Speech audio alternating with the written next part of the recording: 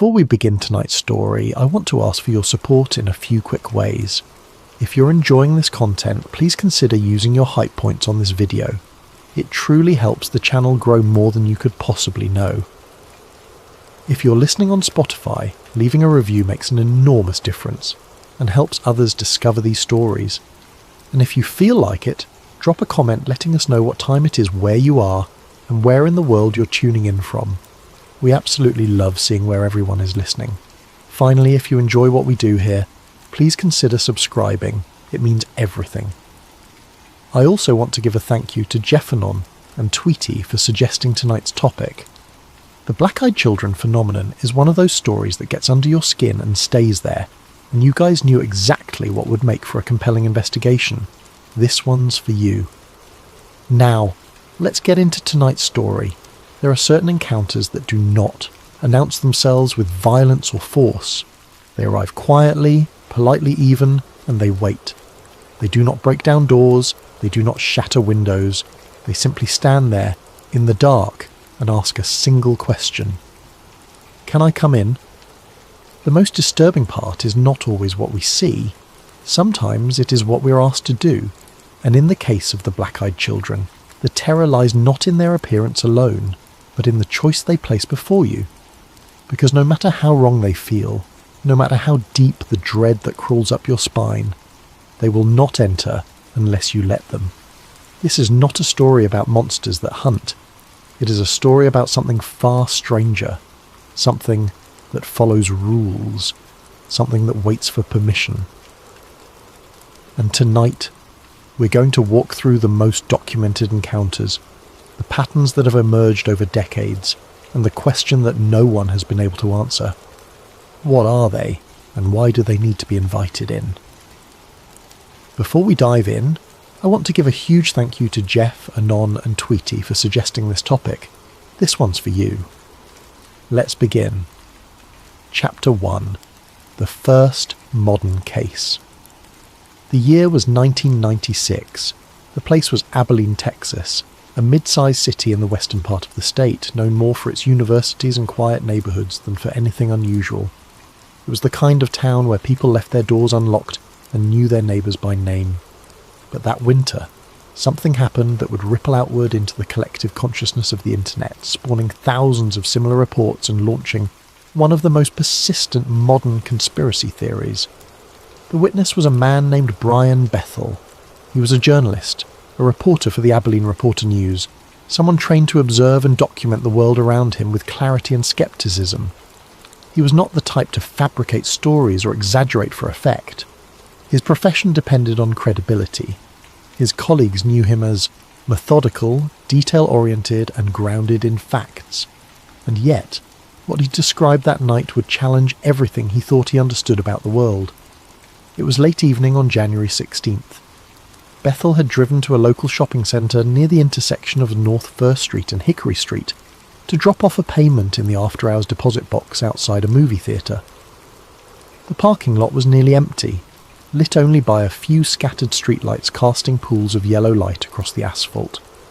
He parked his car near the entrance and was preparing to step out when he noticed movement in his peripheral vision. Two figures were walking toward him. At first, he assumed they were just kids, perhaps waiting for a ride after a late movie showing. It was not unusual to see children out in public spaces, even at night.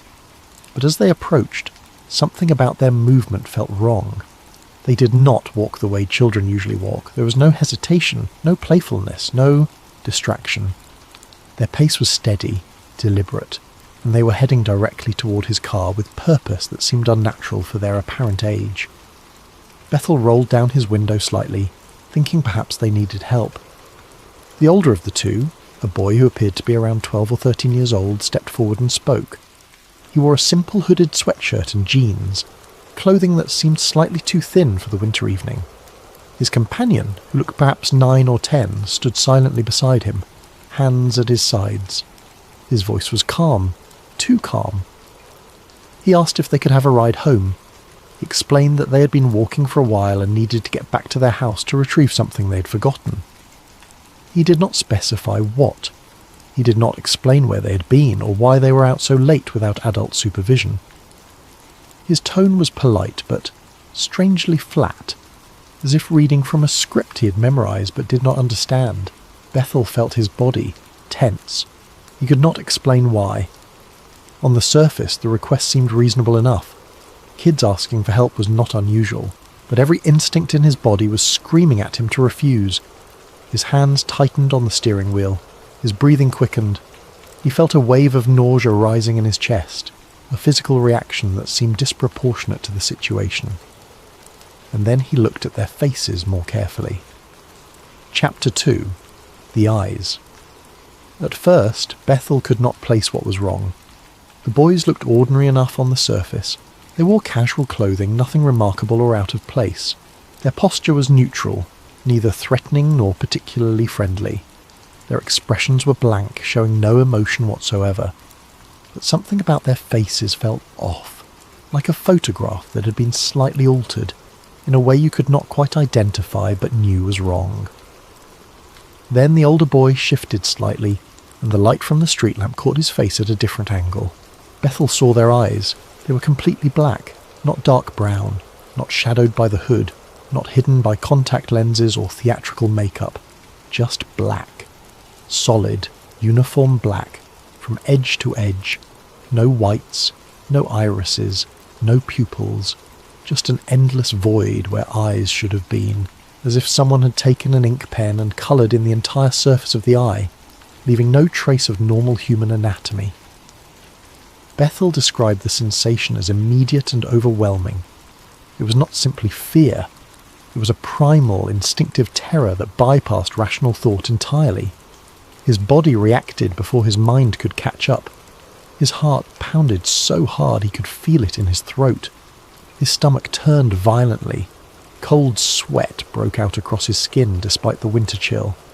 He felt the urge to flee, to get as far away from those children as possible, even though they had done nothing overtly threatening. It was the same feeling prey animals must experience when they sense a predator, an ancient warning, system that has kept humans alive for thousands of years. The older boy continued speaking. He repeated the request, but his phrasing changed slightly. He said they needed to come inside the car, not asking if they could, stating that they needed to. He did not raise his voice. He did not move closer, but there was an insistence in his tone now, a subtle pressure that felt more like a command than a question. The younger boy still had not spoken, but his black eyes were fixed on Bethel with an intensity that made his skin crawl. Bethel found himself reaching for the door lock, his hand moving almost automatically. Some part of his mind was considering letting them in, rationalization beginning to form. They were just kids. They needed help. What harm could it do? But another part of his mind, the part connected to that ancient survival instinct, was shouting warnings. He shook his head. He stammered something about not being able to help, about being in a hurry, about needing to leave. The words came out jumbled and incoherent, but he got the message across. The boy did not react with anger or frustration. He did not plead or explain further. He simply stared. Both of them stared. And in that moment, Bethel became acutely aware of how vulnerable he was. He was sitting in a stationary vehicle with the window cracked several inches, alone in an empty parking lot at night, and these two things were standing inches away from the door. He did not wait to see what would happen next. He rolled up the window completely, his fingers fumbling with the controls. He started the engine, which seemed to take an eternity to turn over. He put the car in reverse and backed away from where the boys stood. They did not follow. They did not run after him. They simply stood there, watching, until his headlights swept away from them and he accelerated out of the parking lot. He did not look back. He did not stop until he was several miles from the shopping centre, pulling into a brightly lit gas station where other people were present. And even then, the dread did not fade. It stayed with him like a heavy weight on his chest, making it difficult to breathe normally. His hands were shaking. His shirt was damp with sweat. He sat in the gas station parking lot for 20 minutes before he felt calm enough to drive home. When he finally processed what had happened, when the immediate terror had subsided enough for him to think clearly, he wrote about it. He posted his account on an online forum called Ghost Village, a website dedicated to paranormal experiences and strange encounters. He expected skepticism or ridicule. He expected people to tell him he had imagined it, that it was a trick of the light, or a misunderstanding. Instead, he received messages from dozens of people who claimed they had experienced something remarkably similar. Chapter 3. The pattern emerges. Brian Bethel's account was not the first encounter with black-eyed children, but it was the first to gain widespread attention and documentation. Once his story circulated online through forums, message boards, and early paranormal websites, others began coming forward with their own experiences. Reports started appearing from across the United States, with concentrations in Texas, California, the Pacific Northwest, and the Midwest. Soon, accounts were being logged from Canada, particularly from Ontario and British Columbia. The United Kingdom reported encounters as well, with cases emerging from rural areas in Scotland, Wales, and northern England.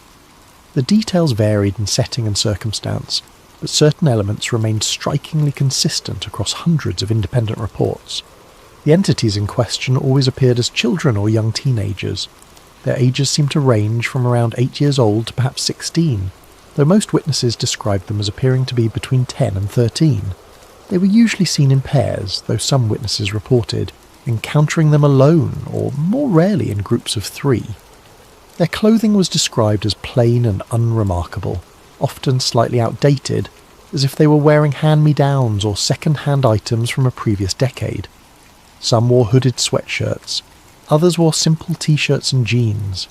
Nothing about their clothing was distinctive enough to remember clearly, which itself struck many witnesses as odd. Their behaviour followed a clear, almost ritualistic pattern. They approached homes, vehicles, or individuals in public spaces. They knocked on doors or windows, or they simply approached and stood waiting. When acknowledged, they made a request. They asked to be let in. The requests varied slightly depending on the situation. Some asked to use a phone, claiming they needed to call their parents or that they had gotten lost. Others claimed they needed to get warm, stating they had been walking for a long time and were cold. A few claimed they needed to use the bathroom or get a drink of water. Some simply stated that they wanted to come inside without offering any explanation whatsoever. But in every case, the request was framed as a question or a polite statement of need, not as a demand or threat. Witnesses reported the same overwhelming sense of dread that Bethel had described. Many said they felt physically ill during the encounter, experiencing symptoms that ranged from mild nausea to severe vertigo. Some experienced dizziness so intense they had to steady themselves against walls or furniture. Others described a sudden drop in perceived temperature, feeling as though the air around them had become cold despite the actual weather conditions. Many reported difficulty thinking clearly, as if their minds were clouded or their thoughts were being suppressed. The emotional response was nearly universal, cutting across different demographics, personality types, and levels of skepticism. People who described themselves as fearless reported being terrified. Individuals with no prior belief in the paranormal found themselves experiencing dread they could not rationalize away. Parents who would normally help any child in distress found themselves unable to open the door. The fear operated on a level that bypassed conscious thought and tapped directly into survival instinct. One woman from Portland, Oregon, reported that 2 children knocked on her door on a November evening in 1998. She lived in a suburban neighbourhood that was generally quiet and safe. She looked through the peephole of her front door and saw them standing motionless on her porch, positioned directly in front of the door, as if they knew exactly where to stand to be visible through the viewer. Something about their posture unnerved her immediately. They stood too still, without the fidgeting or shifting that children normally display when waiting. She did not open the door. Instead, she asked through the wood what they needed. They responded in monotone, voices that they were lost and needed to use her phone to call someone to pick them up. The request seemed reasonable, but something in their delivery felt wrong. She offered to call someone for them, suggesting they give her a number and she would make the call herself. They refused. They insisted they needed to come inside to make the call themselves. They said it was important. They said they needed to come in right away.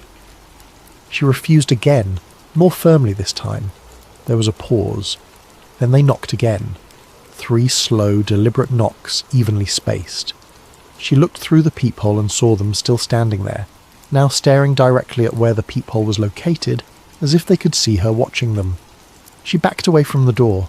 They knocked again, and again. Each sequence was 3 knocks, slow and rhythmic, with long pauses between. This continued for several minutes. She moved to a window that gave her a side view of the porch. She pulled the curtain aside slightly and looked out. They were still there, facing the door. She could not see their faces clearly from this angle, but she could see their general forms, small and still in the darkness. Then, without any apparent signal or communication between them, they both turned and walked away. Their movements were synchronized perfectly, as if choreographed. They walked down her driveway and onto the sidewalk, then simply vanished from her line of sight. When she checked her security camera footage the next morning, hoping to get a clear image of the children to perhaps identify them or report the incident, she found that the system had malfunctioned. The recording for the exact time frame of the encounter was missing. The system had been working properly before and after, with continuous footage showing her arriving home earlier and then later that night after the incident. But for those specific minutes when the children had been at her door, there was nothing, just a gap in the recording. Another account came from a man named Thomas Garrett, a long-haul truck driver from Manchester, England. In May of 2001, he was driving along a rural road in Yorkshire late at night, hauling freight from one distribution centre to another. The route was familiar to him, a 2-lane road that cut through farmland and small villages, the kind of road that saw very little traffic after dark. Around 2 in the morning, his headlights illuminated 2 figures standing on the side of the road ahead. As he approached, he could see they were children, both standing completely still, staring in his direction. This was unusual enough that he slowed down, concerned that they might be in trouble. He brought his truck to a stop on the shoulder, leaving the engine running and the headlights on. As the light fully illuminated the children, he got a clear look at them. 2 boys, one noticeably taller than the other, wearing simple dark clothing. They did not wave. They did not call out. They simply stood there watching the truck. He rolled down his window, leaning out slightly, and called to them. He asked if they were all right, if they needed help. The taller boy approached the truck slowly. He walked directly into the beam of the headlights without squinting or raising a hand to shield his eyes from the brightness. He came to the driver's side door and looked up at Garrett. In a flat voice, he asked if they could get in. He said they needed a ride. He did not say where to. He did not explain why they were alone on an empty road in the middle of the night. Garrett hesitated. Something about the way the child spoke felt wrong. The delivery was too even, too emotionless. He looked at the boy's face more carefully, trying to assess the situation, trying to determine if this was a genuine emergency or something else. That was when he saw the eyes, completely black. No variation, no reflection of the truck's lights, just solid darkness. The fear was immediate and visceral. Garrett did not say another word. He pulled his head back inside the truck, rolled up the window and released the brake. He accelerated hard, the truck lurching forward. In his side mirror, he saw the 2 figures standing motionless, watching the truck drive away. They did not move. They did not follow. They simply stood there until they disappeared into the darkness behind him. He drove for another hour before stopping, his hands gripping the steering wheel tightly the entire time. When he finally pulled into a rest stop and got out of the truck, his legs were shaking. He had been driving trucks for 15 years, had seen accidents and dealt with aggressive drivers and navigated dangerous weather, but nothing had ever made him feel the way he felt when he looked into those black eyes. These stories, and hundreds like them, began forming a recognizable phenomenon. The encounters shared too many similarities across different countries, cultures, and time periods to be easily dismissed as coincidence or mass hysteria. The black eyes, the polite but emotionless requests, the overwhelming fear, the need for permission. It was as if these entities were following a script, bound by rules they could not or would not break. Researchers began compiling databases of encounters, documenting patterns and looking for commonalities. Geography did not seem to matter. Urban, suburban and rural locations all reported encounters. Economic status did not correlate with likelihood of encounter. Education level, religious belief and skepticism about the paranormal showed no pattern either. The only consistent factors were the time of day, the behaviour of the entities, and the psychological response of the witnesses. Chapter 4. They never force. Entry. One of the most striking and puzzling aspects of the black-eyed children phenomenon is what they do not do. In almost every documented case spanning decades of reports, the entities never attempt to force their way inside. They do not try to break windows or kick down doors. They do not push past people when doors are opened. They do not become overtly violent or aggressive when refused. They simply wait, sometimes repeat their request with increasing insistence, and eventually leave. This detail has puzzled researchers, folklorists, and conspiracy theorists alike. If these beings are malevolent, as the overwhelming majority of witnesses believe based on the fear they inspire, why do they not simply take what they want? Why do they ask permission at all? What prevents them from using force? Some have suggested that the need for consent is a fundamental limitation, a rule imposed on them by the nature of their existence or by something beyond human understanding.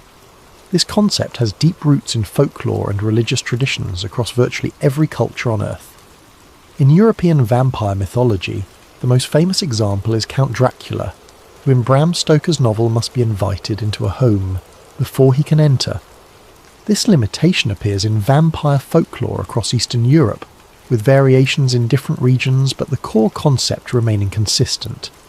The vampire, despite possessing supernatural strength and abilities, cannot cross the threshold of a home without the permission of someone inside. Once invited, however, the vampire can return at will, as the initial invitation breaks the protective barrier permanently. Similar restrictions appear in stories about demons and malevolent spirits.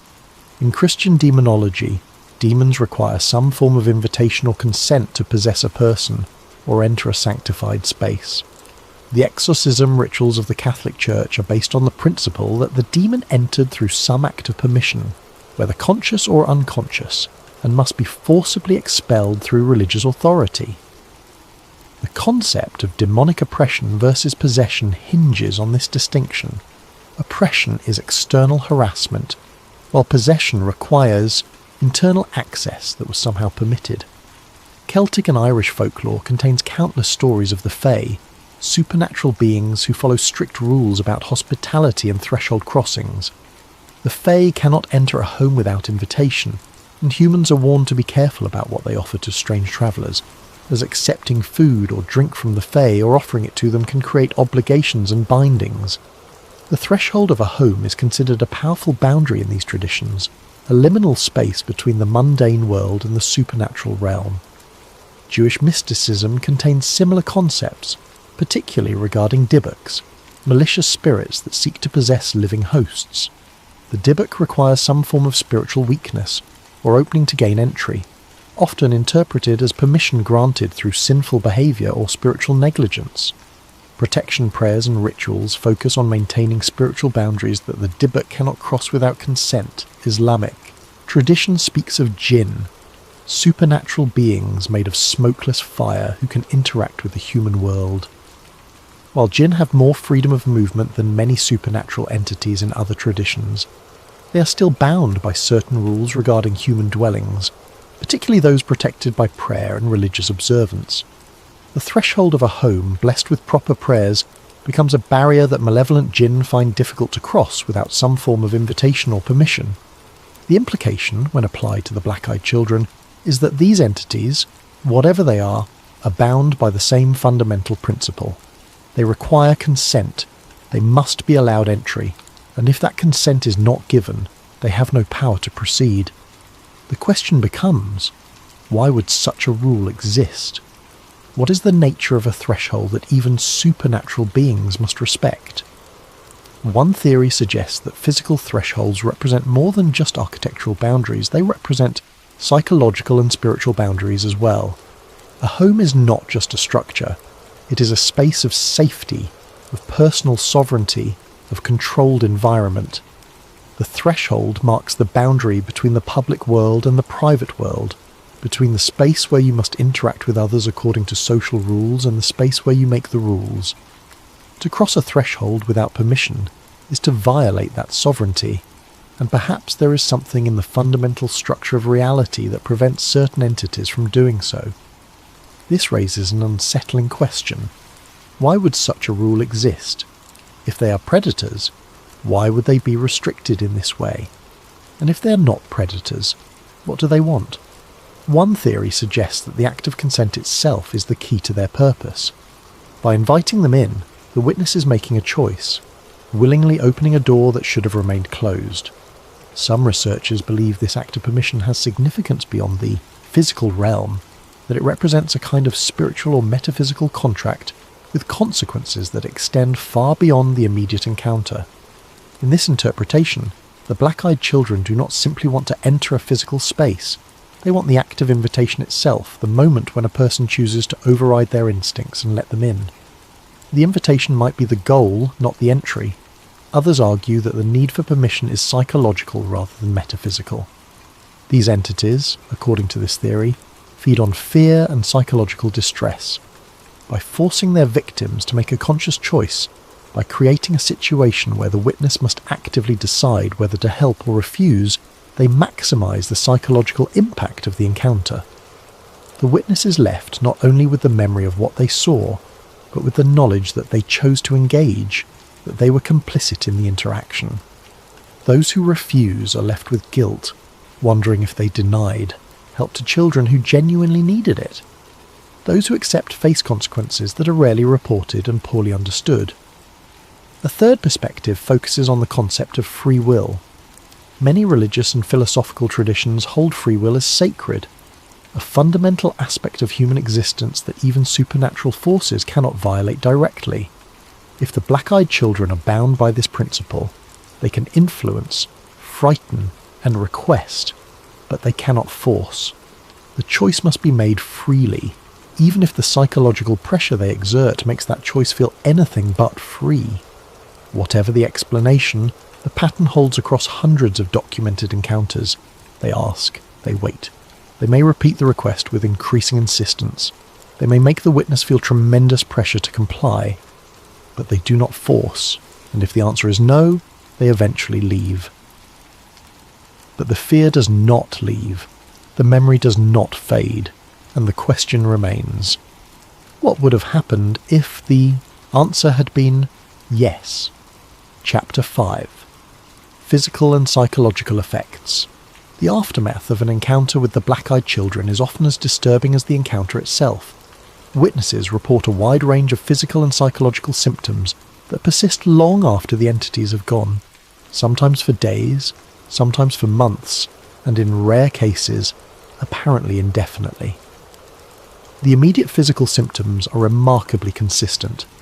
During the encounter, witnesses report rapid heartbeat, difficulty breathing, nausea, dizziness, and cold sweats. These are typical fear responses, but their intensity is often described as disproportionate to the situation. Many witnesses state that they have experienced fear before, some have even been in life-threatening situations, but the fear during a black-eyed children encounter operates on a different level entirely. It is described as primal, instinctive, bypassing rational thought, and triggering every survival mechanism the body possesses. After the encounter, many witnesses describe lingering anxiety that persists even after they have reached safety. This is not typical anxiety about a disturbing experience. It is a constant feeling of being watched or followed, a sense that something is wrong even when everything appears normal. Some witnesses report looking over their shoulders constantly for days or weeks. Others report difficulty being alone, particularly at night, feeling vulnerable in ways they never had before. Sleep disturbances are among the most commonly reported after effects. Witnesses describe difficulty falling asleep, with the image of the black eyes appearing whenever they close their own. Those who do manage to sleep often experience nightmares. The content of these nightmares varies, but certain themes appear repeatedly across different reports. Many nightmares feature the children standing at a distance watching. The witness is aware of their presence but cannot see them clearly. They are always at the edge of vision, just beyond clear sight, but their presence is undeniable. The witness feels unable to move, paralysed by fear, knowing that the children are getting closer even though they never seem to move. The nightmares often end with the children standing directly beside the witness, leaning in close, their black eyes filling the entire field of vision. Other nightmares involve the witness making different choices during the encounter. In these dreams, they open the door or unlock the car, the children enter, and then the dream becomes confused and fragmented, filled with a sense of overwhelming wrongness but no clear images or events. The witness wakes with the feeling that something terrible happened but no memory of what it was. These nightmares leave witnesses feeling exhausted and disturbed, sometimes more so than nightmares with clear, frightening content. A woman from Colorado reported experiencing the same nightmare for 3 weeks following her encounter. In the dream, she opened her front door to find the children standing on her porch. They asked to come in. She heard herself say yes, even though she was screaming no in her mind. They walked past her into her house, and she followed them. They went to her bedroom, opened her closet, and stood inside it facing the back wall. She tried to close the closet door, but it would not close. She tried to push them out, but her hands passed through them as if they were not solid. Then she woke up. Every night the same dream, with only minor variations. After 3 weeks, the dream stopped as suddenly as they had started, but she reported that for months afterward, she could not look at her closet without feeling a spike of anxiety. The nightmares often share a quality that witnesses describe as more vivid than normal dreams. Colours seem brighter, sounds seem clearer, the experiences feel more real than actual memories. Some researchers have suggested this might indicate something beyond typical dream activity, possibly memories of additional encounters that the witness does not consciously recall, or perhaps some form of psychological implantation by the entities themselves. Physical symptoms beyond the immediate fear response have also been reported. Headaches are common, often described as pressure headaches that concentrate behind the eyes. These can last for days after an encounter and are sometimes accompanied by sensitivity to light. Some witnesses report feeling physically exhausted for days following an encounter, experiencing fatigue that does not improve with rest. Others describe vague feelings of illness, a sense of being unwell without specific symptoms that would warrant medical attention. One particularly common and disturbing category of after effects involves electronic disturbances. Security cameras fail to record during encounters, a phenomenon reported so consistently that it has become one of the defining characteristics of black-eyed children cases. Phones freeze or shut off during or immediately after encounters. Some witnesses report their phones displaying strange behaviour for days afterward, calling random numbers, activating without being touched, or displaying corrupted images and video. Car electronics have been reported to malfunction during encounters, with dashboard lights flickering, radios turning on and off, or engines sputtering. Some witnesses have reported complete electrical failure while the children were near their vehicles, with the car refusing to start until the children left. Streetlights are frequently reported to flicker or go out entirely when the children are present, a phenomenon that sometimes affects entire blocks. A man from Wisconsin reported that after his encounter, every electronic device in his home behaved strangely for a week. His television would turn on by itself in the middle of the night, always displaying static or a blank blue screen. His microwave would randomly start running empty. His computer would freeze and display strings of random characters across the screen. His clock radios would reset to midnight repeatedly. He called an electrician, who found no problems with the wiring or electrical system. After a week, everything returned to normal without explanation. Some witnesses claim that these electronic disturbances continue sporadically for months or even years, as if the presence of the children left some kind of residual effect that lingers in the environment or attached to the witness themselves. Skeptics point out that electronic malfunctions are common, and that the witnesses might be experiencing normal technical problems, but attributing them to the encounter due to heightened attention and anxiety. Believers counter that the concentration of malfunctions immediately following encounters is too consistent to be coincidental. A particularly unsettling subset of reports involves witnesses who claim the children returned, not immediately but weeks. Months later, always at night, always unexpected, always asking the same question. These repeat encounters are relatively rare in the documented cases, but they follow the same pattern. The children knock or appear, they wait, they ask to come in, and when refused, they leave. But witnesses of repeat encounters report that the fear is amplified with each occurrence, as if the familiarity does not reduce the terror, but intensifies it. One woman from Northern California reported 3 separate encounters over a 6-month period. The first time, 2 children knocked on her door around midnight. She did not answer. The second time, 3 months later, they appeared at her bedroom window on the 2nd floor of her house, somehow standing at a height that should have been impossible without a ladder. She closed the curtains and called the police, but by the time officers arrived, the children were gone and there were no signs that anyone had been there. The third time, 2 months after, they knocked on her car window while she was parked outside a grocery store in broad daylight. This was unusual, as encounters almost universally occur at night or in darkness. She drove away immediately. She moved to a different city 2 weeks later and has not reported any further encounters, but she states that she still checks her locks multiple times every night and cannot shake the feeling that they know where she is. These repeat encounters raise troubling questions. Do the children target specific individuals? Do they remember who refused them? Is there something about certain people that attracts their attention?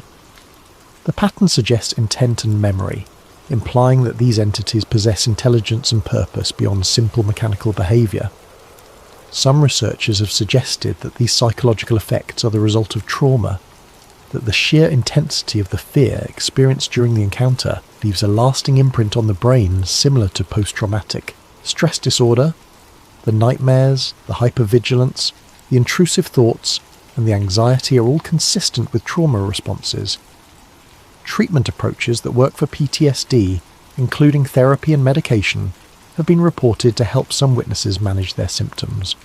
Others believe the symptoms are evidence of something more sinister, that the children leave behind a kind of psychic residue, a lingering presence that continues to affect the witness long after the physical encounter has ended. Some occult researchers have suggested that the encounter creates a connection between the witness and the entities, a link that allows the children to maintain some form of influence or awareness of the witness even at a distance. This theory is supported by the reports of repeat encounters and the feeling many witnesses describe of being watched even when alone.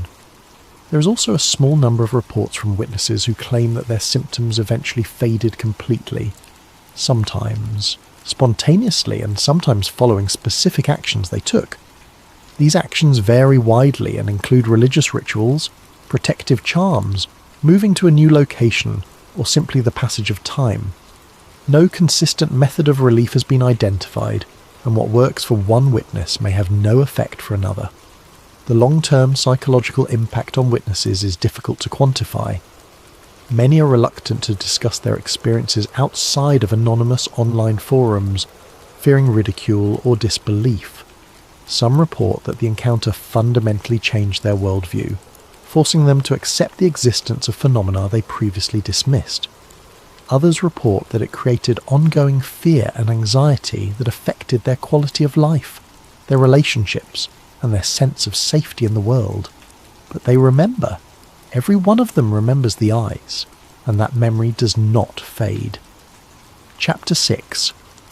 What could they be? The question of what the black-eyed children actually are has generated a wide range of theories, each attempting to explain the phenomenon through a different lens. Some theories are grounded in the supernatural, others in science fiction, and a few in psychology and sociology. None have been proven, and none have been definitively ruled out. The lack of physical evidence makes verification impossible, leaving us with only the testimony of witnesses and the patterns that emerge from hundreds of similar accounts. The extraterrestrial hypothesis. One of the most popular theories is that the children are extraterrestrial in nature, either aliens themselves or hybrids, created through genetic manipulation, involving both human and alien DNA. Proponents of this idea point to similarities between black-eyed children encounters and other UFO-related phenomena. The emotionless demeanour matches descriptions from alleged alien abduction cases. Abductees frequently describe their captors as showing no recognisable emotion, communicating in flat, monotone voices or through telepathy, and appearing to follow programmed behaviours rather than acting with spontaneous creativity. The black eyes, while different from the large black eyes typically described in grey alien encounters, still suggest non-human origin. The unsettling feeling that witnesses describe, that sense of wrongness that operates below conscious thought, is remarkably similar to what abductees report feeling in the presence of alien beings. It has been described as the uncanny valley effect multiplied exponentially, the feeling that something is wearing a human disguise but doing so imperfectly. Some theorists suggest that the black-eyed children are hybrids, beings created by combining human and alien genetics to produce entities that can pass as human but retain alien characteristics and abilities. The need for permission, in this context, could be interpreted as a test or experiment. Perhaps the aliens are studying human behaviour, observing how people react when confronted with the unknown. Perhaps they are testing boundaries, learning about human intuition and decision-making processes. The electronic disturbances reported during encounters support the extraterrestrial theory. UFO sightings are frequently accompanied by electromagnetic effects, including interference with electronic devices, car engines dying, and lights flickering or failing. If the black-eyed children are extraterrestrial or associated with extraterrestrial technology, the electronic failures would be explained by the same mechanisms that cause similar effects during UFO encounters. Critics of this theory point out that extraterrestrial beings capable of travelling to Earth would presumably have no need to knock on doors and ask for permission. If they possess the technology for interstellar travel, they could presumably abduct or observe humans without requiring cooperation. Supporters counter that the requirement might not be technological but ethical, that advanced civilizations might operate under strict non-interference principles that prohibit forcing contact, allowing only interactions where humans choose to engage. The interdimensional hypothesis. Another theory suggests that the children are interdimensional beings, entities that exist in a reality adjacent to our own, and occasionally cross over into our world.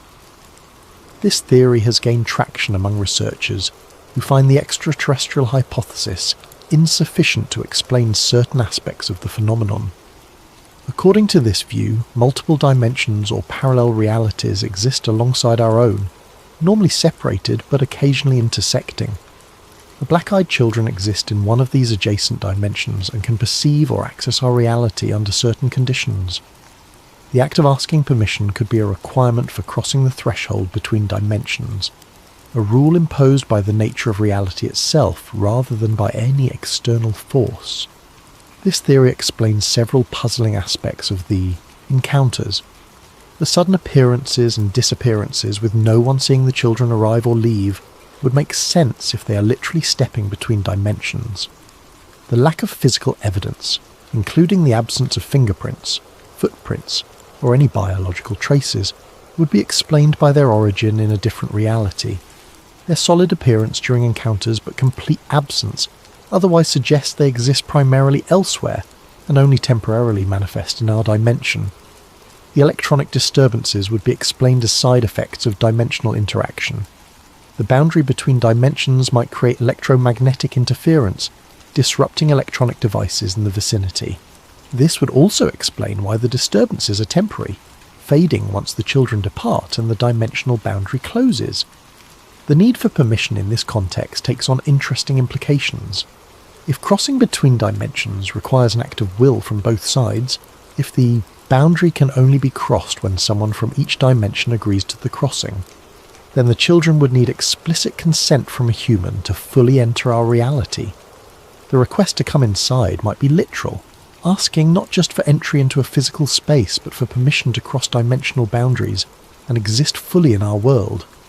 Some versions of this theory propose that the children are not malevolent but trapped, seeking a way to permanently cross into our dimension for reasons we do not understand. Perhaps they are refugees from a dying dimension, or explorers who became stranded. Their frightening appearance and the dread they inspire might be unavoidable side effects of their dimensional nature rather than intentional intimidation. The demonic hypothesis.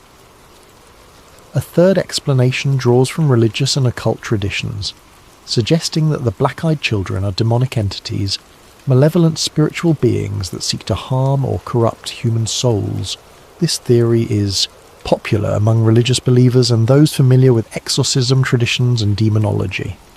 In Christian demonology, demons are fallen angels, spiritual beings that rebelled against God and were cast out of heaven. They retain supernatural abilities but are bound by certain restrictions and limitations. One of these limitations is the inability to directly violate human free will. Demons can tempt, deceive, and frighten, but they cannot force compliance.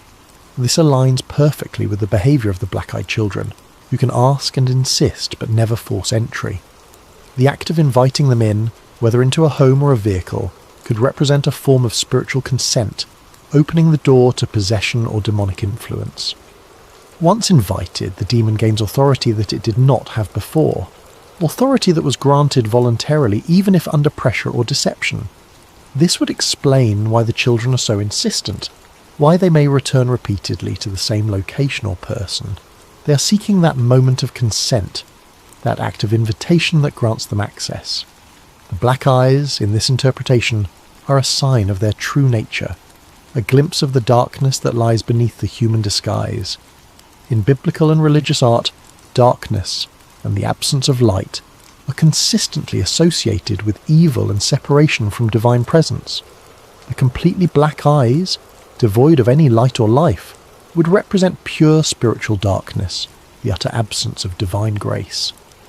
The fear response would be explained as spiritual discernment, the human soul recognizing the presence of evil even when the conscious mind cannot articulate why. Many religious traditions teach that humans have an innate ability to sense the presence of spiritual beings, that the soul can perceive what the physical senses cannot. The overwhelming dread that witnesses experience would be this spiritual perception warning them of danger. Exorcists and demonologists note that the behaviour of the black-eyed children matches patterns described in historical accounts of demonic harassment. The knocking at doors and windows, the request to be admitted, the persistence despite refusal, the generation of fear and anxiety, all align with documented cases of demonic activity. Some exorcists have reported dealing with individuals who claim to have let the children in, though these cases are poorly documented and difficult to verify. Protection methods suggested by this theory include prayer, religious symbols, blessed objects, and spiritual authority exercised through faith. Some witnesses who adopted these practices report feeling safer and experiencing fewer symptoms, though this could be psychological rather than spiritual in effect.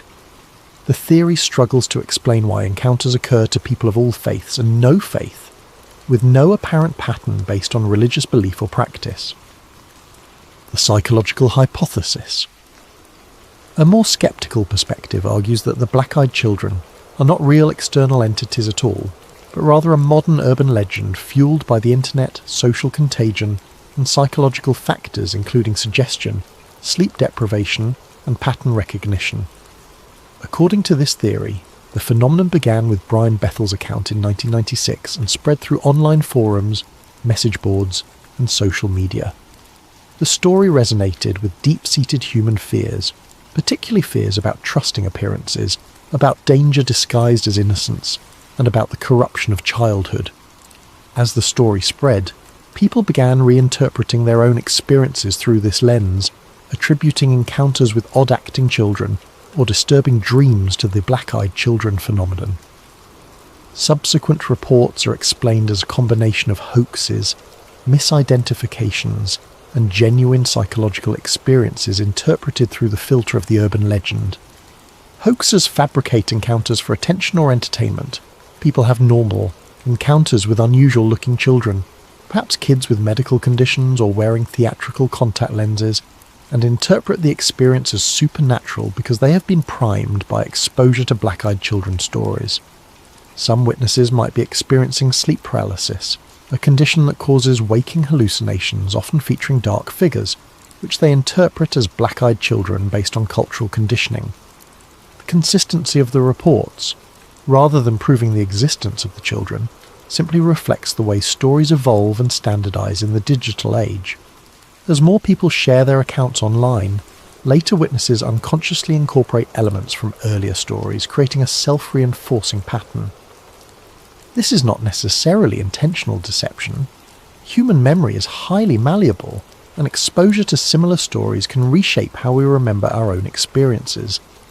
The fear response is explained through psychology rather than supernatural influence. The image of children with completely black eyes triggers the uncanny valley effect, the psychological discomfort humans feel when encountering something that is almost but not quite human. This response is believed to be an evolved defense mechanism, helping our ancestors identify and avoid the sick, the dead, or the dangerous. Modern humans retain this sensitivity, and the black eyes create a powerful trigger that generates intense fear. The need for permission is explained as a detail that emerged organically in the early stories and became standardized through repetition. It adds dramatic tension and taps into deep cultural narratives about thresholds, hospitality, and the power of consent. Stories are more compelling when the protagonist has agency, when they must make a choice, so this element naturally propagated through the evolving urban legend. Electronic failures are explained as either fabrications added to embellish the story, normal technical malfunctions that occur regularly but are noticed and remembered only in the context of a disturbing experience, or in some cases, deliberate hoaxing using devices to interfere with electronics. This theory is supported by the fact that despite thousands of reported encounters, there is no physical evidence, no photographs, no video footage, no biological traces. No witnesses have ever managed to capture clear documentation of the children. In an age where nearly everyone carries a camera-equipped phone, the complete absence of photographic evidence is striking. Critics of the psychological hypothesis point out that it requires dismissing the testimony of hundreds of witnesses from different countries and cultures, many of whom had no prior knowledge of the phenomenon and report strikingly consistent details. It also fails to explain why some witnesses would experience such intense fear over what amounts to children with unusual eyes asking for help, particularly when some witnesses are parents or professionals trained to remain calm in crisis situations. The tulpa hypothesis.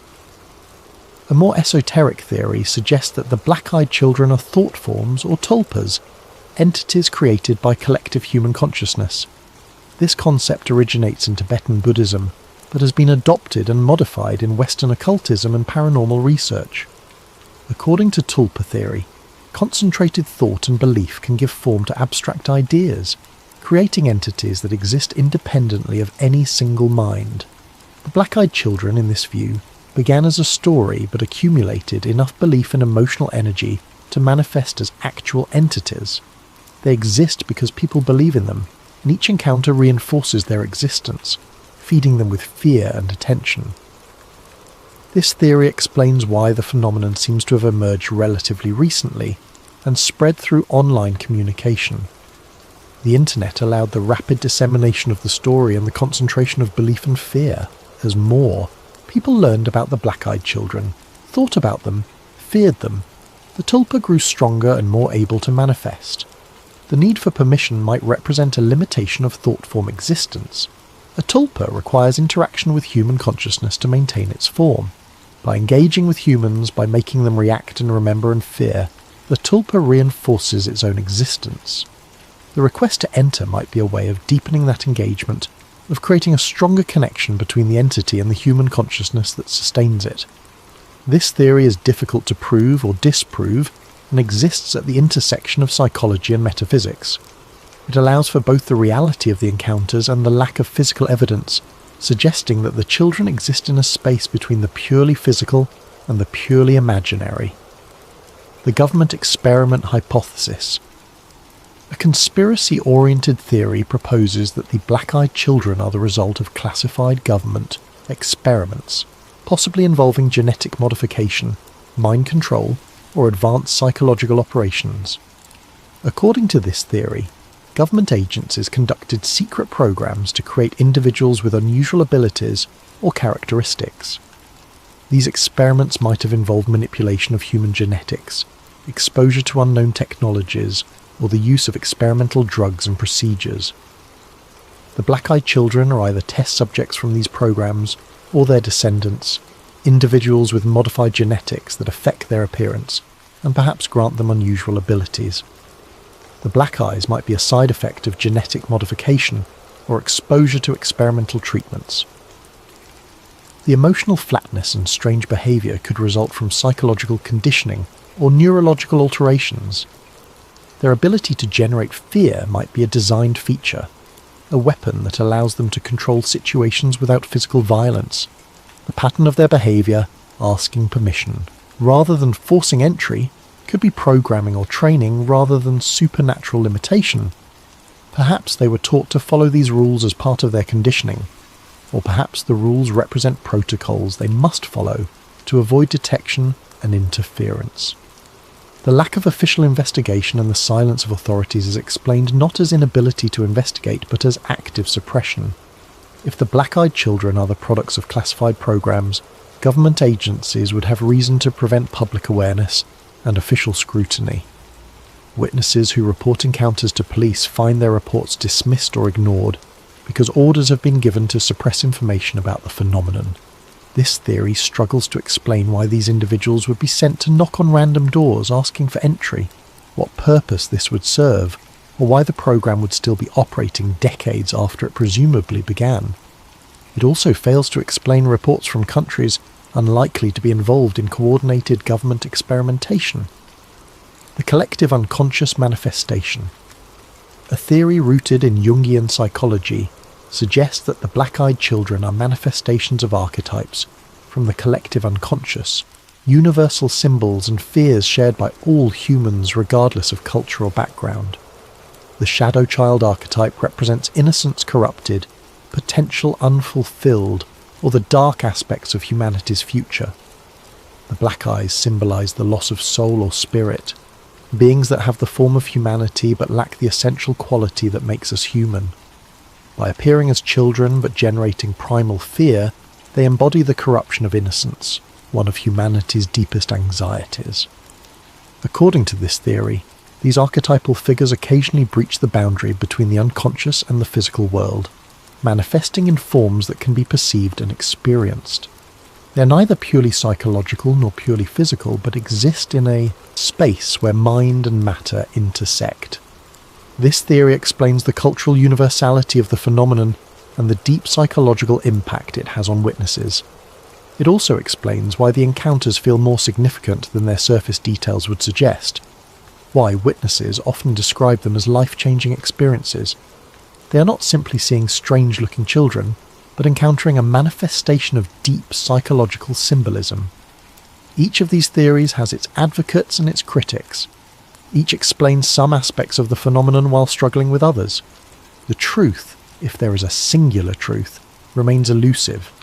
What can be said with certainty is that hundreds of people across multiple countries and decades have reported remarkably consistent encounters with entities that appear as children with completely black eyes, who ask for permission to enter homes or vehicles, and who generate overwhelming fear in those who see them.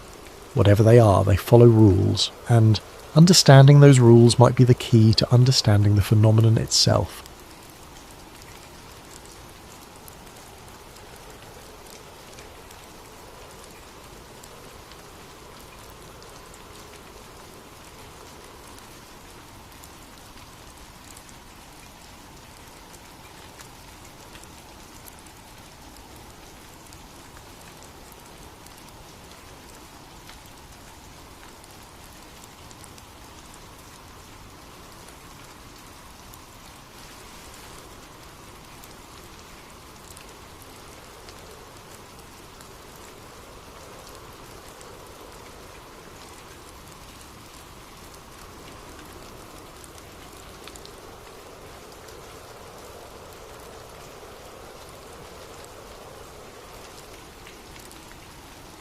Before we dive into tonight's story, I want to ask you something.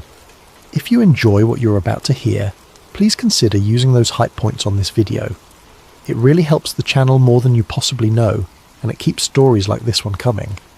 Also, if you want to, drop a comment telling us what time it is where you are and where in the world you're listening from. We absolutely love seeing where everyone is tuning in from. It's incredible to know this community spans the entire globe. And a massive thank you to Amber for suggesting tonight's story. This one's a deep dive, and it all started with your recommendation. Now, let's begin. The Northwoods Files. The plan. They never burned. Imagine finding a document that was never supposed to exist. A carbon copy of something so disturbing, so carefully orchestrated, that even after it was supposedly declassified, 6 pages remained hidden. 6 pages that suggest the most controversial false flag operation in American history didn't die when the president rejected it. 6 pages that imply it simply went underground, evolved, and became the foundation for something far more sinister. This is the story of Operation Northwoods, but not the version you might have heard about. This is about what happened after the plan was rejected. This is about the pages that vanished. This is about a researcher who found them and then disappeared himself. This is about the possibility that Northwoods never really ended at all. The page that should have been shredded May 1998. College Park, Maryland, the National Archives. 2 buildings sits like a fortress of secrets. Its climate-controlled vaults holding millions of documents that chronicle the hidden machinery of American power. Most researchers who walk through its doors are academics, historians, graduate students chasing footnotes for dissertations that 3 people will ever read. Daniel Reeves was different. He had been coming to the archives for 6 months, systematically working through declassified intelligence files from the Cold War. He had a theory, one that most of his colleagues dismissed as paranoid speculation. Daniel believed that the government's covert operations against Cuba in the early 60s had left a paper trail that told a very different story than the official narrative. He believed that some operations approved at the highest levels had been deliberately obscured, their true scope hidden even in declassified materials. His colleagues thought he was wasting his time. They were wrong. It was a Tuesday afternoon, a kind of grey spring day where rain threatens but never quite arrives. Daniel sat at his usual desk in the research room, surrounded by file boxes containing Pentagon budget documents from 1962. Tedious material, page after page of appropriations, personnel transfers, equipment requisitions. The kind of bureaucratic minutiae that makes most people's eyes glaze over. Daniel loved it. Because sometimes, in the margins of budget reports and personnel files, you found things that were never meant to be found. He was halfway through a box labelled Pentagon-1962 Budget Amendments when he noticed something odd. The folder tabs were colour-coded by month, a standard archival practice. But one folder near the back had the wrong colour tab. It was filed as if it belonged to March, but the tab was blue instead of green. Daniel pulled it out. The label read, Contingency Planning - Cuba Operations - March through August 62. That wasn't a budget document. His pulse quickened as he opened the folder.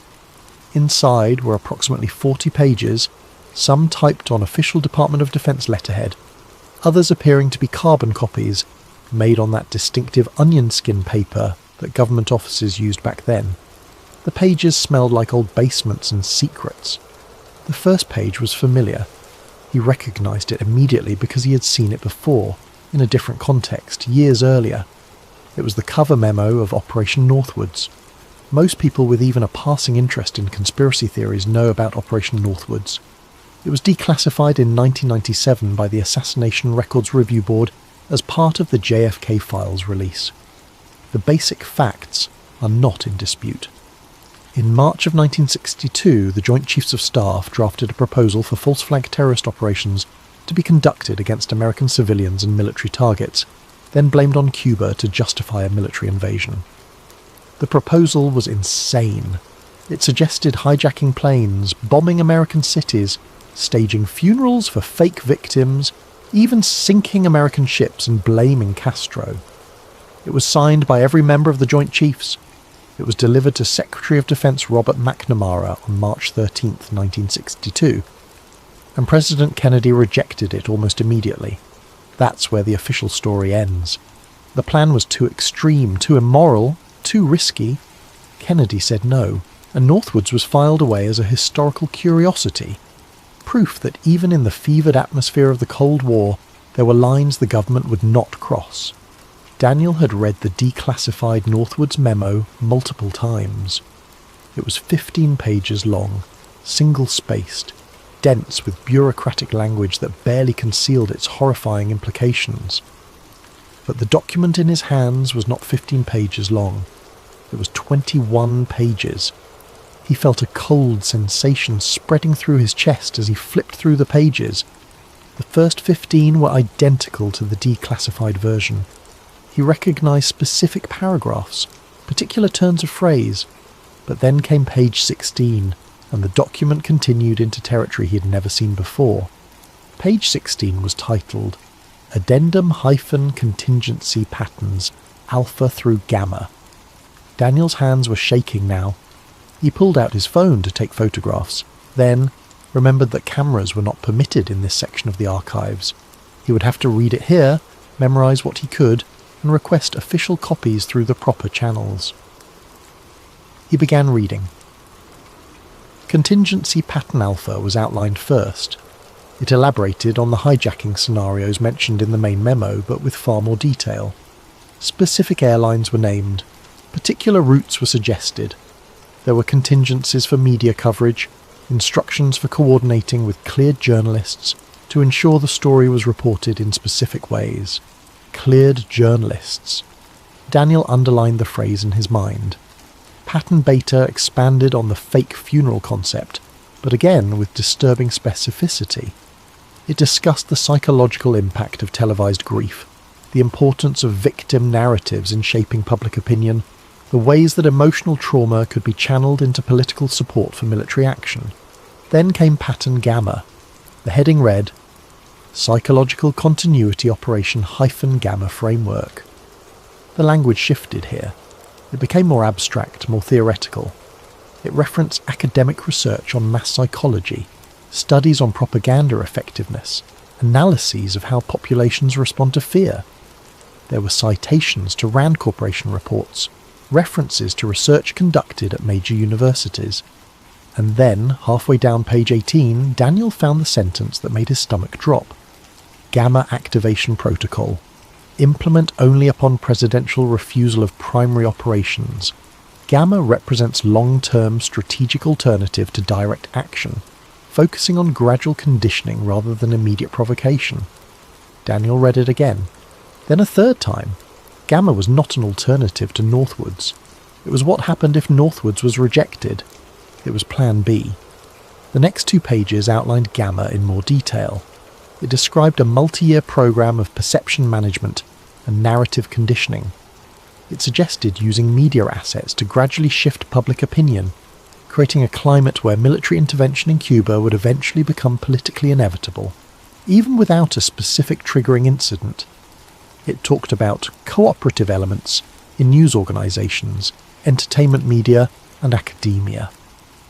It referenced ongoing programs already in place, suggesting that some form of this operation was already active even as the Northwoods memo was being drafted.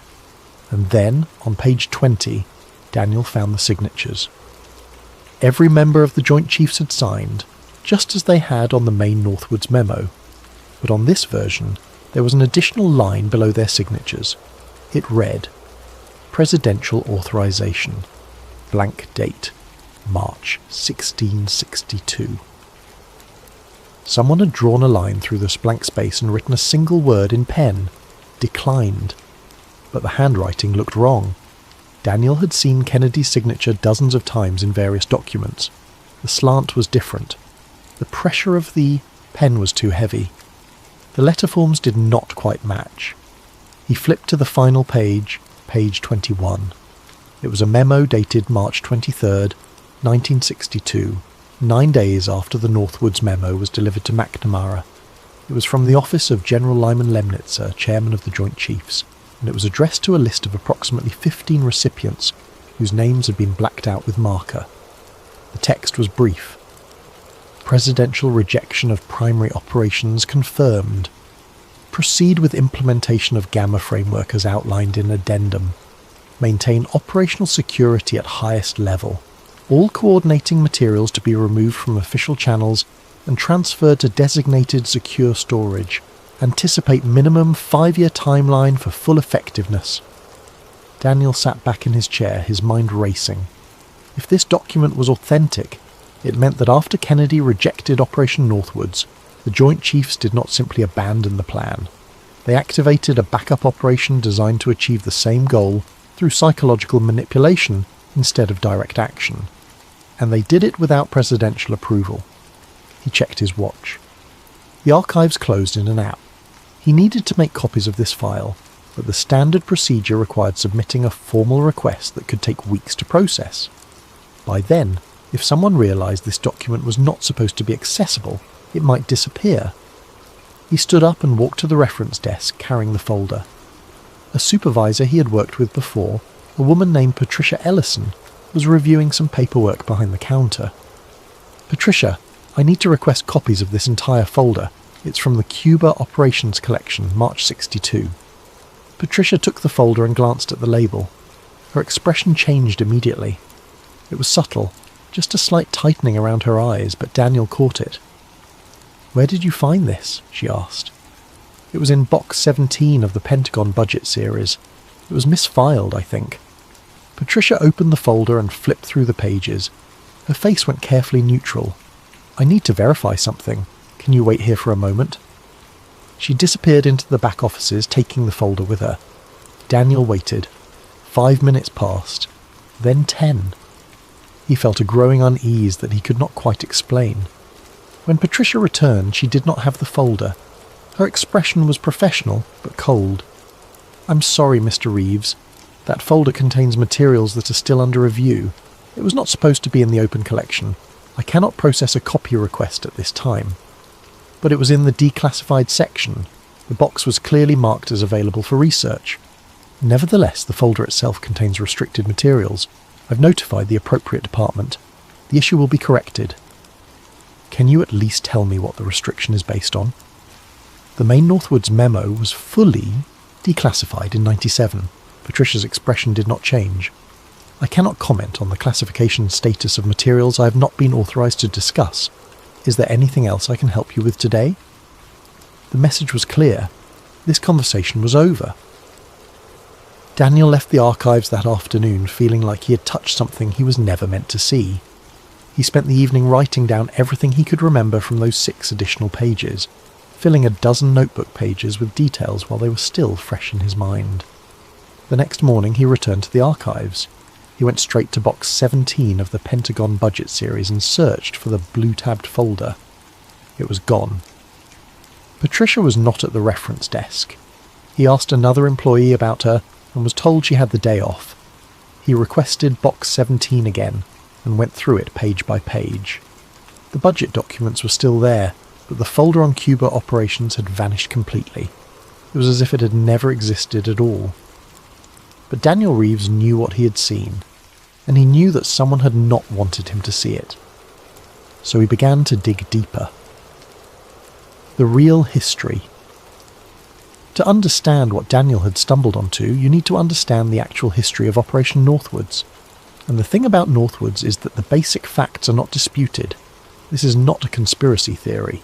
This is documented, verified, historical reality. Let's start at the beginning. On January 1st, 1959, Fidel Castro's revolutionary forces took control of Cuba, overthrowing the Batista regime that had been friendly to American interests. Within months, the relationship between the United States and Cuba deteriorated rapidly. Castro nationalized American-owned properties, aligned himself with the Soviet Union, and transformed Cuba into a communist state just 90 miles from Florida. The American government, particularly the CIA and the Pentagon, became obsessed with removing Castro. The obsession was not just ideological.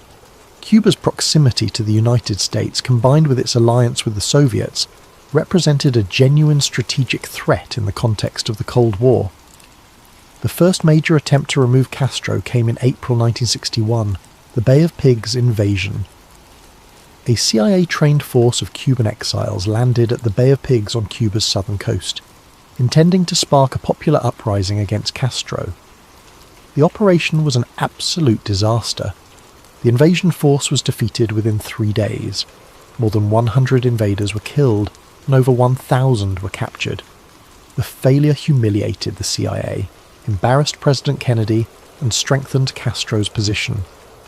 But rather than deterring further action, the Bay of Pigs failure made certain elements within the American military and intelligence establishment more determined than ever to bring Castro down. This is where Operation Northwoods enters the picture. In February 1962, General Lyman Lemnitzer, chairman of the Joint Chiefs of Staff, authorized the creation of a proposal for covert operations designed to justify American military intervention in Cuba.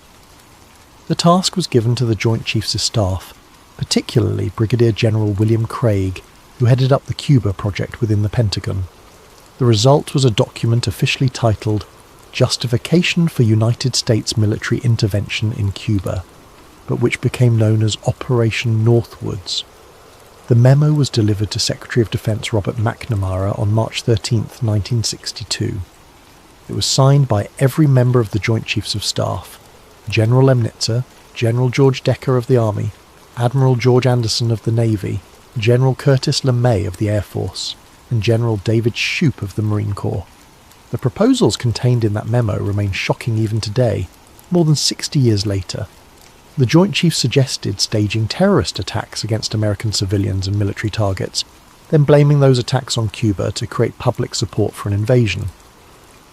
The specific proposals included starting rumours about Cuban sabotage using clandestine radio broadcasts, landing friendly Cubans in uniform inside Cuba, then claiming they were victims of Cuban aggression, creating incidents at Guantanamo Bay, including staging attacks on the base and creating fake casualties, developing a terror campaign in Miami and other Florida cities, with bombings and acts of violence blamed on Cuban agents, sinking a boatload of Cuban refugees en route to Florida, real or simulated, staging a fake attack on a civilian aircraft with passengers using aliases to create the appearance that Cuba had shot down an American plane, creating a fake incident where a commercial airliner appeared to be attacked by Cuban forces while flying near Cuba, using a duplicate aircraft to create the illusion. These were not vague suggestions. The memo included detailed planning, specific scenarios, and recommendations for how to manage the media coverage to ensure maximum public impact. The language of the document is clinical, bureaucratic, almost casual in its discussion of false flag terrorism. One passage reads, "We could develop a communist Cuban terror campaign in the Miami area, in other Florida cities, and even in Washington. The terror campaign could be pointed at Cuban refugees seeking haven in the United States. We could sink a boatload of Cubans en route to Florida, real or simulated. Real or simulated." As if the difference were merely a technical detail. Another section suggests, "It is possible to create an incident which will demonstrate convincingly that a Cuban aircraft has attacked and shot down a chartered civil airliner en route from the United States. The destination would be chosen only to heighten the credibility of the operation and create the impression of rash Cuban rashness." When you read the actual document, what strikes you is not just the immorality of the proposals, but the matter-of-fact tone. These were serious military leaders discussing terrorist attacks on their own citizens, the way someone might discuss logistical planning for a supply convoy. President Kennedy's response to the Northwoods proposal was swift and definitive. He rejected it. There is no record of any serious consideration given to implementing the plan. Kennedy had already been burned by the Bay of Pigs debacle, and he was deeply skeptical of the aggressive military solutions being pushed by the Pentagon and the CIA. In August of 1962, just 5 months after the Northwoods memo was delivered, General Lemnitzer was removed as chairman of the Joint Chiefs. He was reassigned to be the Supreme Allied Commander of NATO, a prestigious position, but one that effectively removed him from direct influence over Cuba policy. The official story says that this was the end of Operation Northwoods. Kennedy said no, Lemnitzer was sidelined, and the plan was filed away as a historical artifact. Except Daniel Reeves had found evidence that suggested a very different story.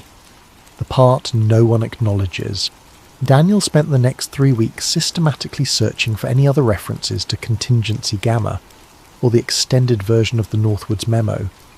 He worked his way through related collections at the archives, requested files from the JFK Presidential Library, and contacted researchers who specialised in Cold War covert operations.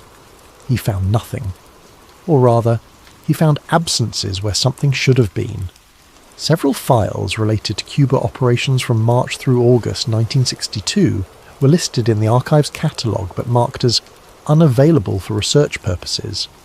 When Daniel requested information about why they were restricted, he received vague responses about ongoing classification review or materials not yet processed.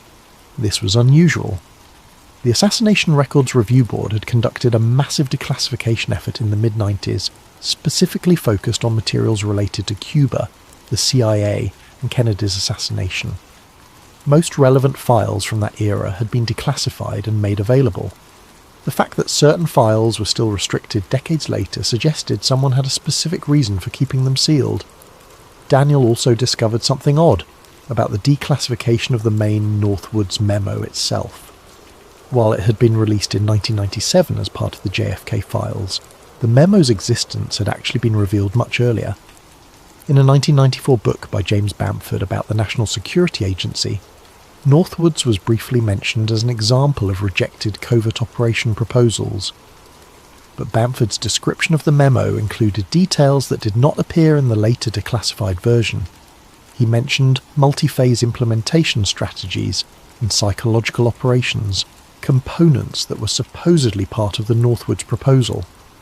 When the actual memo was declassified 3 years later, those elements were not present. Daniel tracked down Bamford's contact information and sent him an email explaining what he had found. Bamford responded within a day, and they arranged a phone call. "I remember those details," Bamford said when Daniel asked about the discrepancies. "I saw a summary of Northwoods in a different document, something from the NSA's files about Cuba operations. It mentioned that Northwoods had multiple components, including some kind of media coordination plan and a long-term psychological operation." "Did you ever see the full document?" Daniel asked. "No, just summaries and references in other materials. I assumed everything was in the main memo when it was declassified. But if you're saying there were additional pages..." Bamford trailed off. "That would explain some things." "Like what?" "Like why McNamara was always so evasive when asked about Northwoods. He gave testimony about it in the 90s, but he refused to discuss certain aspects. He kept saying some elements were not appropriate for public discussion, or were still classified for national security reasons. I always wondered what he meant. Daniel felt a surge of validation. He was not imagining things. The evidence suggested that there was indeed more to Operation Northwoods than the public had been allowed to see. He began searching for records of Robert McNamara's testimony about Northwoods. In November 1995, McNamara had been interviewed by the Assassination Records Review Board as part of their investigation. A transcript of that interview existed, and Daniel was able to access it through a FOIA request. Most of the interview was straightforward. McNamara confirmed receiving the Northwoods memo, described his reaction to it as appalled, and stated that he had never seriously considered implementing any of its proposals. He said he had briefed President Kennedy on the memo and that Kennedy had rejected it immediately. But then, on page 47 of the transcript, there was this exchange. Interviewer: "Were there any other components to the Northwoods proposal beyond the specific operations described in the main memo, McNamara? I cannot discuss certain aspects of the proposal that remain classified." Interviewer: "The memo itself has been declassified. Are you saying there are parts of it that are still sealed?" McNamara: "I am saying that there were related materials and discussions that I am not authorized to address." Interviewer: "Can you at least tell us the general nature of these materials?" McNamara: "They dealt with alternative approaches, contingency planning, that is all I can say." The interviewer had pressed further, but McNamara refused to elaborate. The transcript showed him becoming increasingly uncomfortable. eventually stating flatly that he would not discuss that section of the operation regardless of what questions were asked. That section. As if there was a specific, defined portion of Northwoods that remained off limits, even in a closed-door interview with government investigators. Daniel made a note. McNamara knew about the addendum. He'd seen the extra pages, and he had been ordered to keep them secret. The next piece of the puzzle came from an unexpected source. Daniel had posted a query on an online forum used by researchers who specialised in declassified intelligence documents. He asked if anyone had encountered references to contingency gamma, or gamma framework, in Cold War-era files. 2 days later, he received a private message from someone using the username Mongoose77. The message was brief. "You're looking at Operation Mongoose. Check the cross-references. Item P5 and P6. They redacted the relevant sections, but the references are still there." Operation Mongoose was the CIA's covert sabotage program against Cuba, launched in November 1961 after the Bay of Pigs failure. It was run by Edward Lansdale, a legendary CIA operative, and it involved everything from economic sabotage to assassination attempts against Castro. Mongoose was real, documented, and had been extensively studied. Daniel went back through the declassified Mongoose files. The operation had multiple components, coded as P items. P1 dealt with sabotage of Cuban industrial facilities. P2 focused on infiltrating exile groups into Cuba. P3 and P4 covered various propaganda and intelligence gathering operations. P5 and P6 were listed in the operations index, but the actual content for both items was completely redacted. Page after page of black bars with only occasional phrases visible. Daniel could make out fragmentary references. Domestic perception, coordinated messaging, cleared media assets, narrative alignment.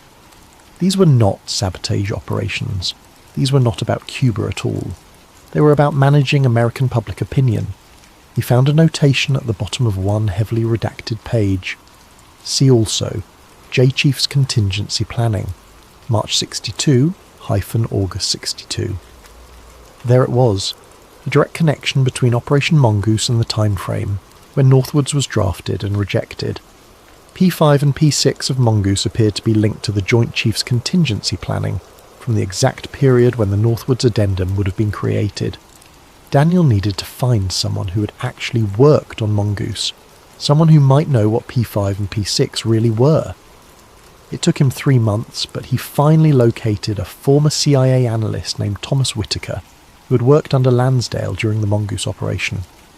Whitaker was in his 80s now, living in Northern Virginia, and he was willing to talk as long as Daniel promised not to record the conversation or publish anything that could be traced back to him.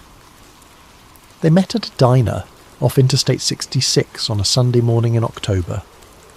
Whitaker was thin, sharp-eyed, and immediately made clear that he would only discuss certain topics.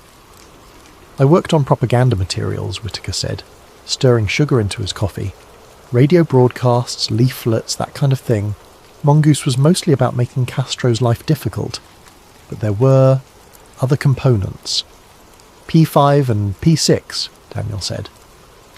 Whitaker's expression did not change, but his hand stopped moving for just a moment. "You have done your homework." "What were they?"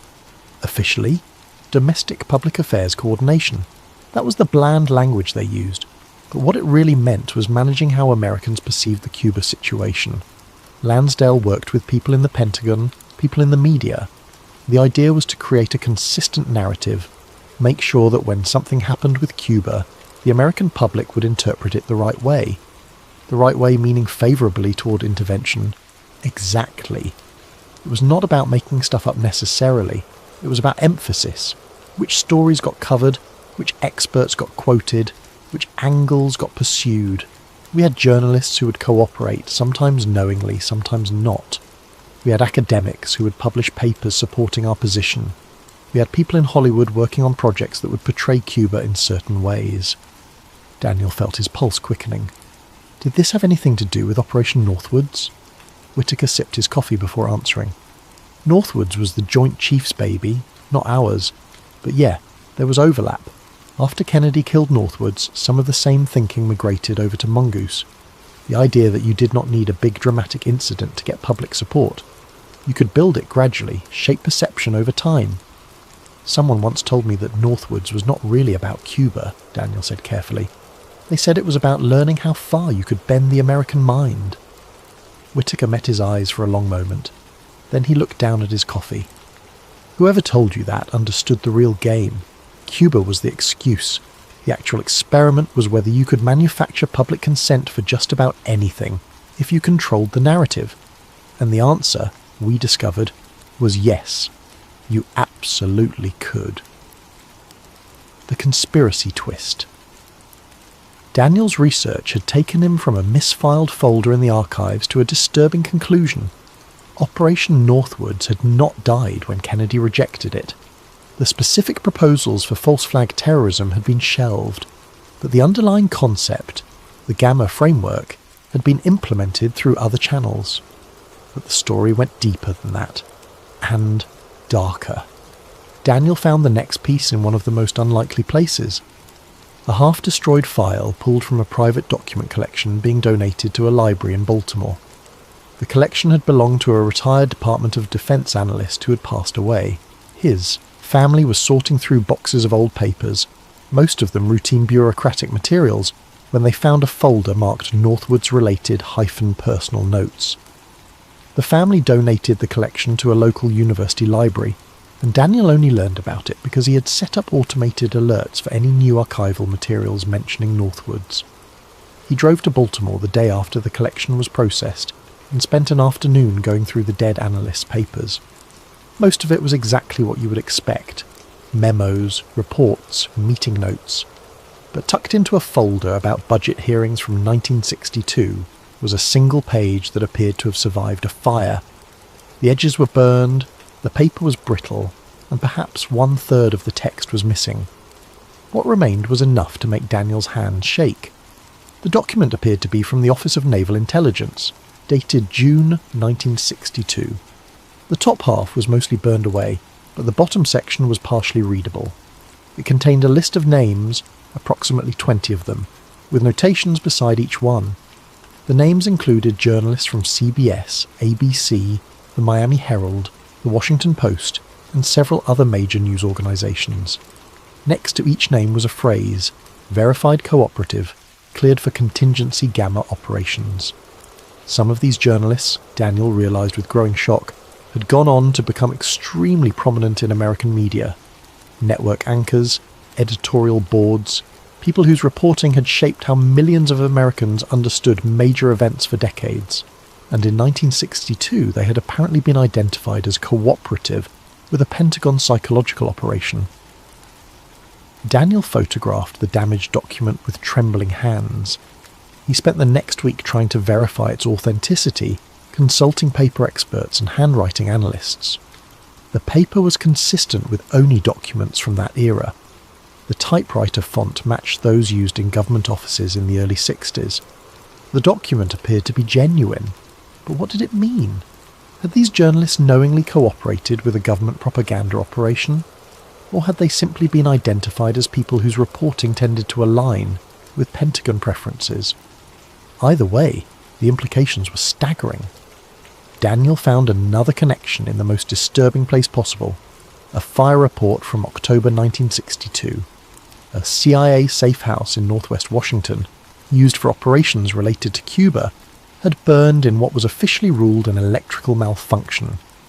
The fire destroyed most of the documents stored there, which officially included operational planning materials related to Cuban exile coordination.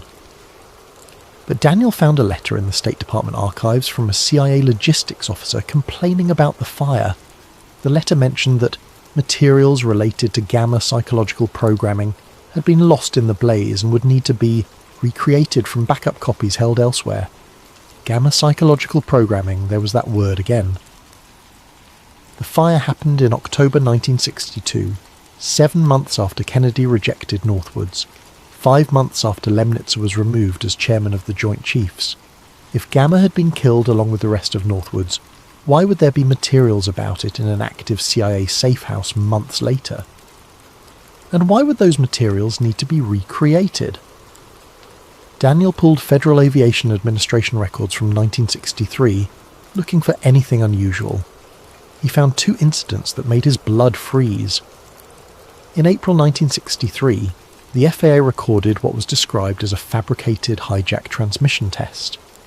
According to the incident report, a military aircraft had broadcast a fake distress call claiming to be a hijacked civilian plane. The test was allegedly part of emergency response protocols, but the specific phrasing in the report was almost identical to language in the Northwoods memo about simulating hijacking incidents. In July 1963, the FAA recorded a controlled civilian panic response drill at Miami International Airport. Again, the report described it as a training exercise, but the scenario involved simulating a Cuban attack on a commercial aircraft and measuring how passengers and airport personnel would respond. These were not random drills. These were simulations of the exact scenarios described in Operation Northwoods. Why would the military and FAA be running drills based on a plan that Kennedy had supposedly killed more than a year earlier? Unless parts of Northwoods, particularly the Gamma framework, had never actually been killed at all. Daniel began digging into what happened to General Lemnitzer after he was reassigned to NATO. Official history has portrayed this as a standard rotation, a prestigious assignment. But Daniel found internal memos suggesting that Lemnitzer had continued to meet with CIA officials about Cuba policy even after leaving his position as chairman of the Joint Chiefs. In September 1962, Lemnitzer met with CIA Deputy Director Marshall Carter. In October, he met with Richard Helms, then in charge of the CIA's Covert Operations Division. In November 1962, he attended a meeting at CIA headquarters in Langley with several Joint Chiefs staff officers and senior CIA officials. The meetings were logged, but the subjects were not recorded. They were classified under a special category that even decades later remained partially sealed. Why was a general who had supposedly been sidelined for pushing an extreme covert operation continuing to meet with the CIA about Cuba? What were they discussing in those meetings? Daniel found a partial answer in a collection of personal papers donated by a retired Air Force colonel who had served on the Joint Chiefs staff. Among routine correspondence was a memo from December 1962, marked Eyes Only from Lemnitzer to a small group of recipients. The memo read, "Gamma implementation proceeding as planned despite presidential obstruction. Mongoose coordination effective. Estimate 12 to 18 months for full domestic narrative shift. Cuban crisis provides excellent testing ground for perception management techniques. Domestic narrative shift. Perception management techniques. They had not abandoned the Gamma framework.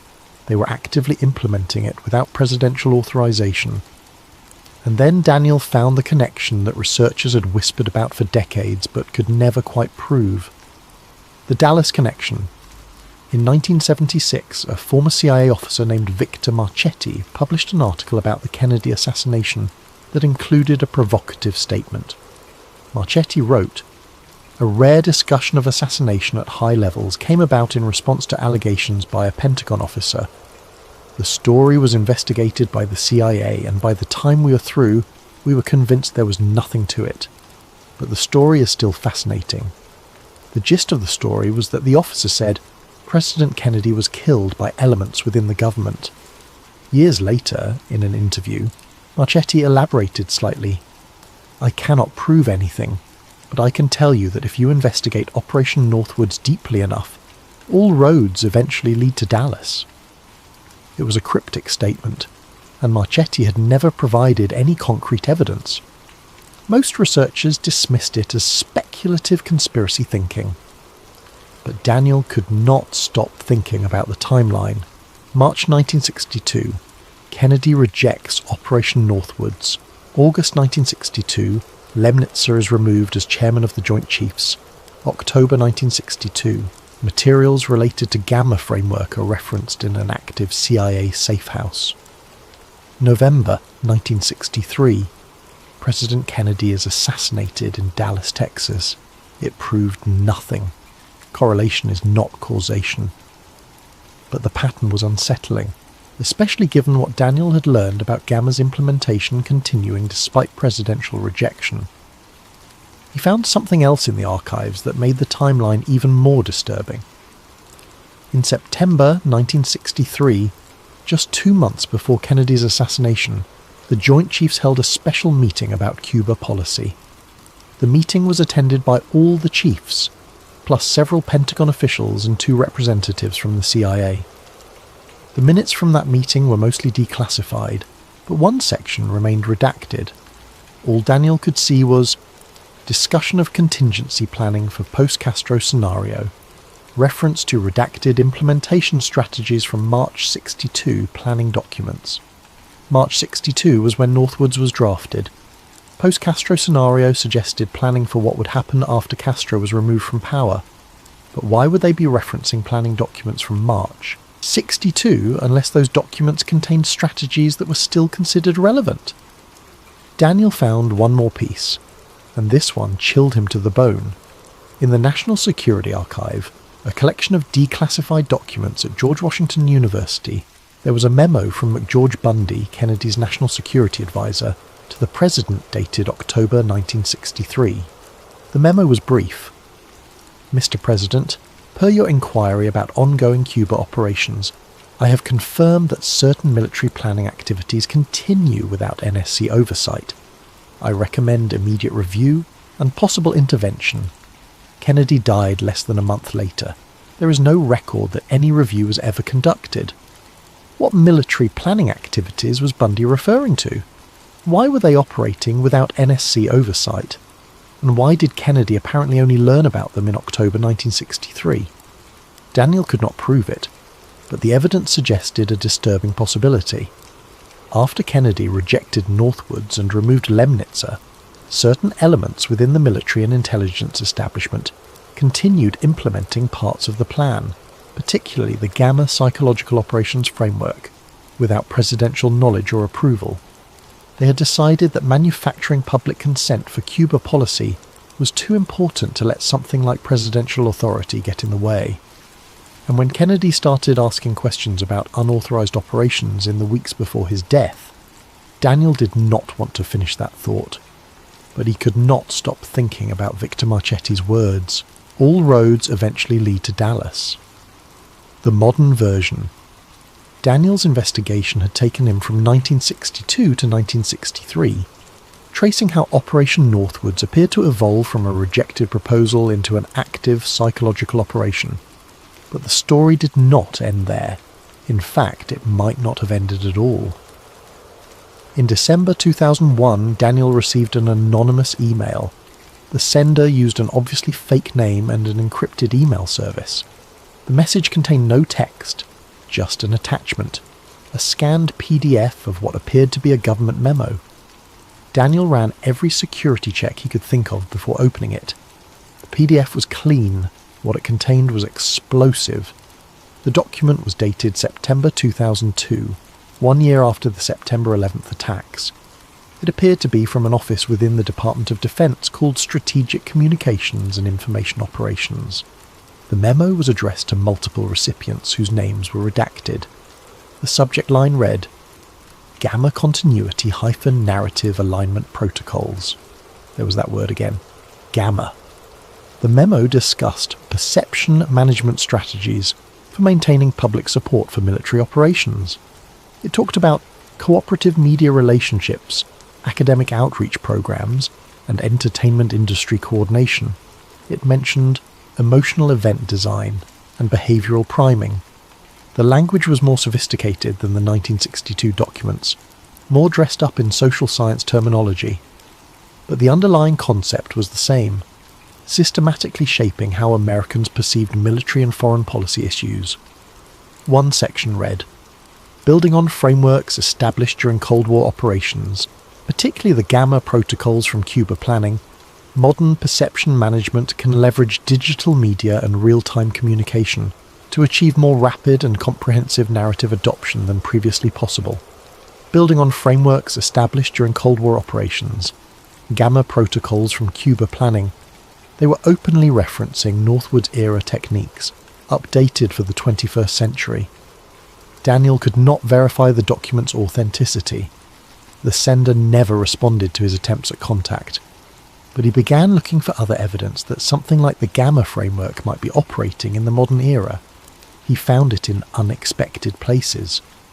In 2004, he discovered a Department of Defense contract with a private communications firm to provide strategic messaging coordination for the Iraq War. The contract mentioned embedding narrative frameworks in media coverage and coordinating expert commentary across multiple platforms. In 2008, he found National Security Council emails discussing perception management strategies for the financial crisis. The emails referenced controlled information releases and coordinating with cleared media contacts. In 2012, he found State Department documents about strategic communications for the Libyan intervention that used phrases almost identical to the 1962 Northwoods Addendum. Psychological continuity, narrative conditioning, emotional framework establishment. The terminology had evolved, the techniques had become more sophisticated, but the basic approach, using coordinated psychological operations to shape domestic public opinion, appeared to be standard practice. Daniel began reaching out to people who might know more: Pentagon communications officers, retired CIA analysts, academics who studied propaganda and media manipulation. Most would not talk. A few would speak off the record, and they painted a disturbing picture.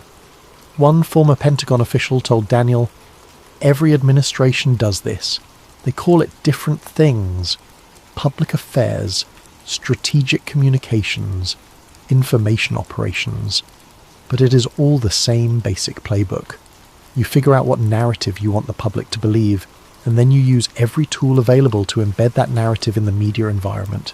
It is not a conspiracy. It is just how modern government works." A retired NSA analyst was more blunt. Northwoods was amateur hour compared to what we can do now. Back then they had to rely on a few journalists and radio broadcasts. Now we have social, media, algorithmic content promotion, coordinated influencer networks. We can shape perception at scale in ways those guys in the 60s could not have imagined. In 2014, Daniel found the most direct connection. He was reviewing FOIA requests related to the CIA's communications office when he came across a training manual for information operations officers. The manual was heavily redacted, but one section that remained visible was titled Historical Frameworks for Domestic Perception Management. It contained a case study. The case study was Operation Northwoods. The manual described Northwoods as an early attempt at comprehensive narrative control that failed due to operational exposure and political resistance. It then stated, modern operations benefit from lessons learned, particularly the importance of A. Maintaining operational security, B. Implementing gradual conditioning rather than dramatic events, C. Utilizing distributed influence networks rather than centralized control. It was Gamma, the exact approach described in the Northwoods Addendum from 1962, and the CIA was teaching it as a case study for modern information operations. Daniel realized something chilling. Operation Northwoods had not been rejected. Not really. The specific proposals for false flag terrorism had been too extreme, too risky, too likely to be exposed. But the underlying concept, the Gamma framework for manipulating public perception, had been validated and refined over 6 decades. It had become standard procedure. Daniel's discovery and disappearance. By 2015, Daniel had compiled more than 2,000 pages of documents, memos, emails, and interviews, tracing the evolution of the Gamma framework from its origins in Operation Northwoods to its apparent modern implementation. He had built a comprehensive case that psychological operations for domestic perception management had been continuous government policy since at least the early 1960s. He decided to publish his findings. He contacted several journalists, offered his research to documentary filmmakers, and prepared a comprehensive report that could be released online. That is when things started to go wrong. In July 2015, Daniel's apartment was broken into. Nothing obvious was stolen. His television was still there. His laptop was still there. But his file cabinets had been opened and his documents had been disturbed. Someone had gone through his physical files. Fortunately, Daniel had anticipated something like this. All his important materials were backed up on encrypted drives stored in multiple locations. The break-in was unsettling, but not catastrophic. 2 weeks later, 2 men appeared at his door, claiming to be from something called the Department of Defense Records Integrity Program. They wore suits and carried identification that looked official. They said there had been concerns about improperly accessed materials from the National Archives, and they needed to verify that Daniel did not possess any classified documents. Daniel refused to let them in. He asked for their names and contact information so he could verify their credentials. They became insistent, saying they had legal authority to inspect his materials. Daniel told them to come back with a warrant. They left. Daniel immediately called the main Department of Defense information number and asked about the Records Integrity Program. After being transferred 3 times, he finally reached someone who told him no such program existed. He filed a police report about the incident, but nothing came of it. In September, Daniel finally finished compiling his research into a comprehensive document. It was more than 300 pages long, meticulously sourced, with scanned copies of key documents embedded throughout. He titled it, "Gamma Was Never About Cuba: How Operation Northwoods Became Standard American Policy." He planned to release it online on October 1st. He sent advance copies to several journalists and researchers. He encrypted the main file and prepared to upload it to multiple document sharing sites. On September 28th, Daniel uploaded a short preview to his personal website. The preview described his findings about the Northwoods Addendum and mentioned that the full report would be available within days. The preview was online for approximately 6 hours before his website was taken down by what his hosting company described as a terms of service violation. They would not specify what terms he had violated. When he tried to contact them for clarification, his account had been suspended and his data was no longer accessible. Daniel had backups. He tried uploading the preview to other platforms. Within 24 hours, his accounts on 3 different document sharing sites were suspended. No explanation was given. On September 30th, the day before his planned full release, Daniel received an encrypted email from the same anonymous address that had sent him the 2002 memo years earlier. This time there was a message. "They know what you have. They know what you plan to release. It will not be allowed. Recommend you reconsider. This is not a threat. This is a warning from someone who understands the system." Daniel did not reconsider. On the evening of September 30th, he uploaded encrypted copies of his full report to multiple servers, sent password-protected versions to more than 50 journalists and researchers, and posted the decryption key on several online forums. He went to sleep that night believing his work would finally be public. Daniel Reeves was never heard from again. On October 1st, colleagues tried to contact him and received no response. His phone went straight to voicemail. Emails bounced back as undeliverable. When friends went to his apartment on October 2nd, they found it completely empty. All his furniture was gone. All his documents were gone. The apartment was vacant, as if no one had ever lived there. His landlord said Daniel had sent an email on September 30th saying he was breaking his lease effective immediately and would forfeit his security deposit. The email came from Daniel's account, but none of his friends believed he'd sent it. The few journalists who had received his report found that their copies had been corrupted. The files would not open. The encrypted versions were intact, but Daniel had never sent out the decryption key. Or if he had, none of them received it. The posts containing the key on online forums had been deleted. Within a week, it was as if Daniel Reeves and his research had never existed. But there was one thing that survived. A researcher in California who had corresponded with Daniel had printed out a draft version of the Northwoods Addendum pages before Daniel disappeared. He scanned the printout and posted it anonymously to a conspiracy theory website. Most people who saw it dismissed it as fake. It had no verification, no chain of custody, nothing to prove its authenticity. It looked like just another hoax document. But at the bottom of page 6 of the addendum, there was a sentence that some people read and could never quite forget. "Control perception, and you control reality. We must ensure public consent even when they cannot see the truth." The conspiracy theory community debated for years about whether the Daniel Reeves story was real. No one could prove it either way. His social security number showed no activity after September 2015. His credit cards went dormant. His driver's license expired and was never renewed. His family, when contacted, said they had not heard from him and assumed he had left the country. But once in a while, someone on an obscure forum would post, "What if Northwoods never really ended? What if Daniel was right?" And then, in the late 2010s, people started noticing patterns. The way news stories about military interventions were covered. The way expert commentary seemed coordinated across multiple platforms. The way certain narratives appeared simultaneously in newspapers, on cable news, in think tank reports, in academic papers. It did not prove anything. It could all be coincidence or just the natural way that modern media ecosystems work. But some people remembered Daniel's research. They remembered the Gamma framework. They remembered that the government had once seriously proposed terrorizing its own citizens to manufacture consent for war.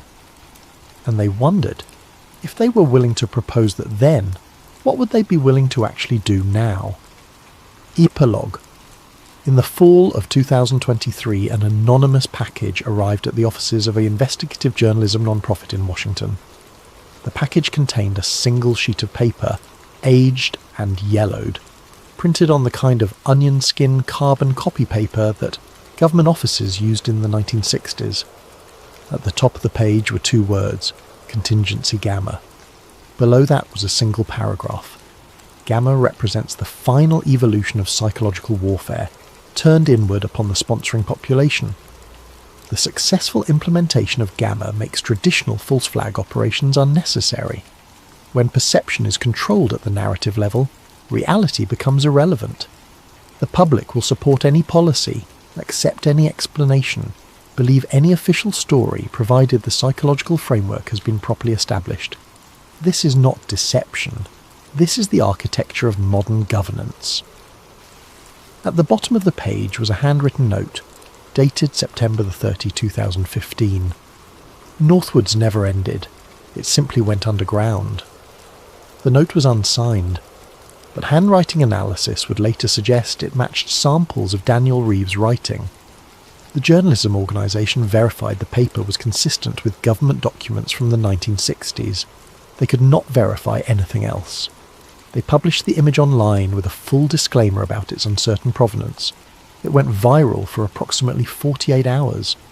Then it was flagged as misinformation by major social media platforms, and its reach was limited. Within a week, most people had forgotten about it. But in a small apartment in College Park, Maryland, a graduate student working on her dissertation was reviewing records from the National Archives. She was looking through recently declassified files from the early 2000s. In a box of routine communications, she found a Department of Defense memo from 2016. The memo discussed information operations frameworks and mentioned historical continuity with Cold War-era perception management protocols. It contained one sentence that made her pause. Gamma principles remain foundational to modern strategic communications doctrine. She thought about requesting more information. She thought about digging deeper. Then she remembered the story of the researcher who had disappeared after investigating Operation Northwoods. She had always assumed it was an internet legend, the kind of creepy story conspiracy theorists tell each other. But now she was not so sure. She closed the file and moved on to the next box. Some things, she decided, were better left alone, and somewhere, in classified files that will not be declassified for another 50 years, a framework labelled Gamma continues to operate. The techniques are more sophisticated now, the technology is more advanced, the coordination is more seamless, but the basic principle remains unchanged. Control perception, and you control reality. Operation Northwoods was never really about Cuba. It was never really about false flag terrorism. It was about learning how to manufacture consent, how to shape reality itself, how to make people believe whatever you need them to believe. And they succeeded.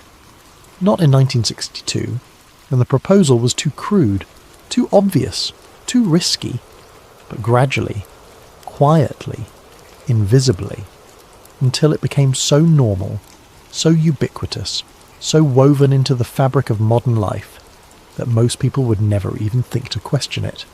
That is what Daniel Reeves discovered. That is what he tried to tell us, and that is why he disappeared. Because the truth about Operation Northwoods is not that it failed.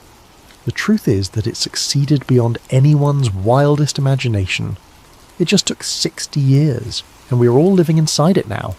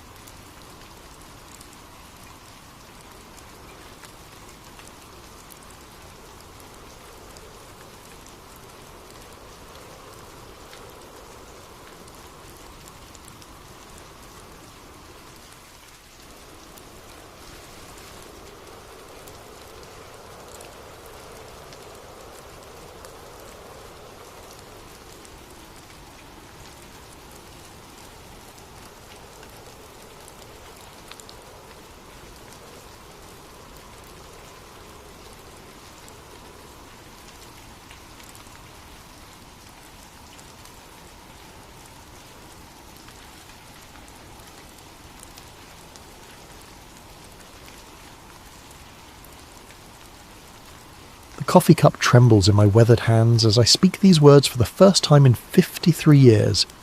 My name is Detective Raymond Kowalski, retired SFPD, and I'm dying. The doctors give me 3 months, maybe 4 if I'm lucky. But luck ran out for me the day I opened that damned Alcatraz file. They said Frank Morris and the Anglin brothers drowned in the frigid waters of San Francisco Bay on June 11th, 1962. The FBI closed the case. The warden slept easy. America's most infamous prison maintained its perfect record. But I found things I was never meant to see, things that made me understand why some truths are buried deeper than bodies. This is my confession. Not of crimes I committed, but of the crime I witnessed. The systematic erasure of 3 men who may have pulled off the impossible, only to disappear into something far worse than death. If you're listening to this recording, it means I'm gone, and maybe, just maybe, the truth can finally surface from the depths where it's been drowning all these years. It was October 1968 when Lieutenant Carson dropped the manila folder on my desk like it was radioactive.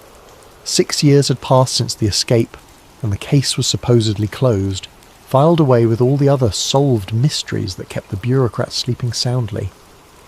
"Formality, Kowalski," Carson said, not meeting my eyes. "Washington wants a final review of the Alcatraz evidence. Dot the I's, cross the T's, confirm what we already know. They're fish food at the bottom of the bay." I should have known something was wrong by the way he said it.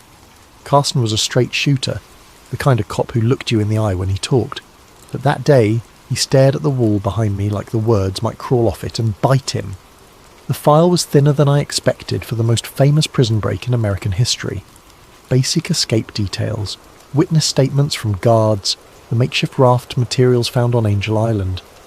Nothing I hadn't read in the newspapers. Too clean, too neat. "Why me?" I asked. Carson finally looked at me then, and I saw something in his eyes I'd never seen before. Fear. "Because you're thorough, maybe too thorough. They want this done right." He left me with those cryptic words and a growing certainty that this formality was anything but routine. I started with the obvious inconsistencies. The first was a car theft report from Marina District, filed 3 days after the escape. A 1959 Chevrolet, stolen from outside a boarding house. The owner, Mrs. Eleanor Hutchins, told police she saw 3 men walking away from the vehicle, heading toward the waterfront. When she called out to them, one turned and tipped his hat. "Polite as you please." "They had manners," she told the responding officer. "Real gentlemen. You don't expect that from criminals." The report was buried on page 47 of miscellaneous incident files. No follow-up, no investigation, no mention in the official Alcatraz case summary. Then there was the paddle, a crude wooden oar carved from driftwood, found by a fisherman near Richmond Bridge, 20 miles upriver from where the currents should have carried any debris. The fisherman, Miguel Santos, reported it to park rangers, who logged it as miscellaneous beach debris. No connection made to the escape, despite the timing and craftsmanship that clearly showed prison workshop techniques. But it was the witness statement that made my blood run cold. A night security guard at Fisherman's Wharf reported seeing 3 men in work clothes boarding a small fishing boat around 4 a.m. on June 12th. One of them had distinctive ears, prominent, almost pointed, just like John Anglin's mugshot description. The guard's statement was taken, filed, and apparently forgotten. When I tried to interview him, I learned he'd quit his job 2 weeks after the incident and moved back to Oregon. No forwarding address. "Don't dig too deep on this one, Ray," Carson warned me when I briefed him on my preliminary findings. "Some stones are better left unturned." That's when I knew I was onto something bigger than a prison break. The Anglin family farm in Ruskin, Florida felt like stepping into a different century. Spanish moss hung from ancient oaks, and the humid air carried the scent of orange blossoms and old secrets. Robert Anglin, the surviving brother, met me on the front porch with the wary eyes of a man who'd been expecting bad news for 6 years. "Federal agents been by here 4 times, he said without preamble, each time asking the same questions, getting the same answers. "My brother's drowned. That's what you want to hear, ain't it?" But his wife, Marie, had different ideas. After Robert went to tend the cattle, she pulled me aside in her kitchen, glancing nervously at the windows. "Christmas cards," she whispered, her voice barely audible above the ticking grandfather clock. "Every year since '63, no return address, just signed J&C in handwriting that looks mighty familiar." She showed me a shoebox filled with holiday cards, generic drugstore variety, postmarked from different cities: San Francisco, Los Angeles, Phoenix, Mexico City. The handwriting was careful, disguised, but there were telltale loops and slants that matched samples I'd obtained from the prison records. "Why haven't you told the FBI?" I asked. Marie's laugh was bitter. "You think we haven't tried? First agent said they were hoaxes. Second one confiscated them as evidence. Third one threatened to charge us with obstruction if we kept spreading false hope. These here are copies I made before they took the originals." Photographs came out next. 3 pictures, slightly blurry, showing 2 men in work shirts standing outside what appeared to be a South American cantina. The faces were partially obscured by shadows and hat brims, but the bone structure, the posture, the way one man favoured his left leg, it all matched the Anglin brothers' physical profiles. Woman from church. Her daughter married a missionary, sent these from Brazil in '65, Marie explained. Said these 2 Americans worked construction jobs, paid cash, kept to themselves, spoke English with Florida accents. I studied the photos with a magnifying glass. The man on the left had a distinctive scar on his forearm, a scar I remembered from Clarence Anglin's prison medical records, sustained in a workshop accident at Atlanta Federal Penitentiary. "FBI says they're look-alikes," Marie continued. "Coincidence, but a mother knows her son's detective. Even in shadows, even across oceans, those are my boys." The fear in her eyes wasn't the fear of grief or false hope. It was the fear of someone who knew more than she was saying, someone who'd been warned to keep quiet. As I left the farm that evening, I noticed a dark sedan parked down the country road, 2 figures visible in the front seats. When I drove past, they turned away, but not before I caught a glimpse of federal license plates. The Anglins were being watched. After 6 years, the dead men's family was still under surveillance. That night in my motel room, I spread out everything I'd gathered so far. The car theft, the paddle, the witness statements, the cards and photographs. Individually, they could be dismissed as coincidence or wishful thinking. Together, they painted a picture that made my hands shake as I wrote my preliminary report. Frank Morris and the Anglin brothers hadn't drowned in San Francisco Bay. They'd made it to shore, stolen transportation, and somehow managed to disappear into the wind. The question that kept me awake until dawn wasn't whether they'd survived the escape, It was why the government was so determined to pretend they hadn't. The National Archives building in Washington, D.C. has the kind of institutional grandeur designed to make visitors feel small and insignificant. As I walked through its marble corridors in November 1968, carrying my credentials and a growing list of questions, I felt exactly as intended. The records clerk, a thin man with wire-rimmed glasses and the pallor of someone who spent his days in basement filing rooms, greeted my request with practiced bureaucratic indifference. Alcatraz escape files? Let me check the catalogue. He disappeared into the labyrinthine storage system, returning 20 minutes later with a puzzled frown. That's odd. The primary files show as transferred to federal custody in 1964, no longer available for review. Transferred where? Doesn't say. Just lists the authorization code. Project Paperclip Archive classified. Project Paperclip. Even a street cop from San Francisco knew that designation. The program that brought Nazi scientists to America after World War II. Why would an escape case be filed under intelligence classifications? What about the secondary files, witness statements, evidence logs? Another search, another apologetic shrug. Also transferred, same authorization. I spent 3 days in Washington, following leads that turned to smoke and asking questions that generated only nervous silence. At FBI headquarters, my request for case consultation was politely denied. At the Bureau of Prisons, I was told the relevant personnel were unavailable for comment. Even my police credentials and Lieutenant Carson's authorization letters seemed to carry no weight. It was Agent Patricia Hendricks, a bureau analyst I'd worked with on a previous case, who finally gave me the truth over drinks in a Georgetown bar.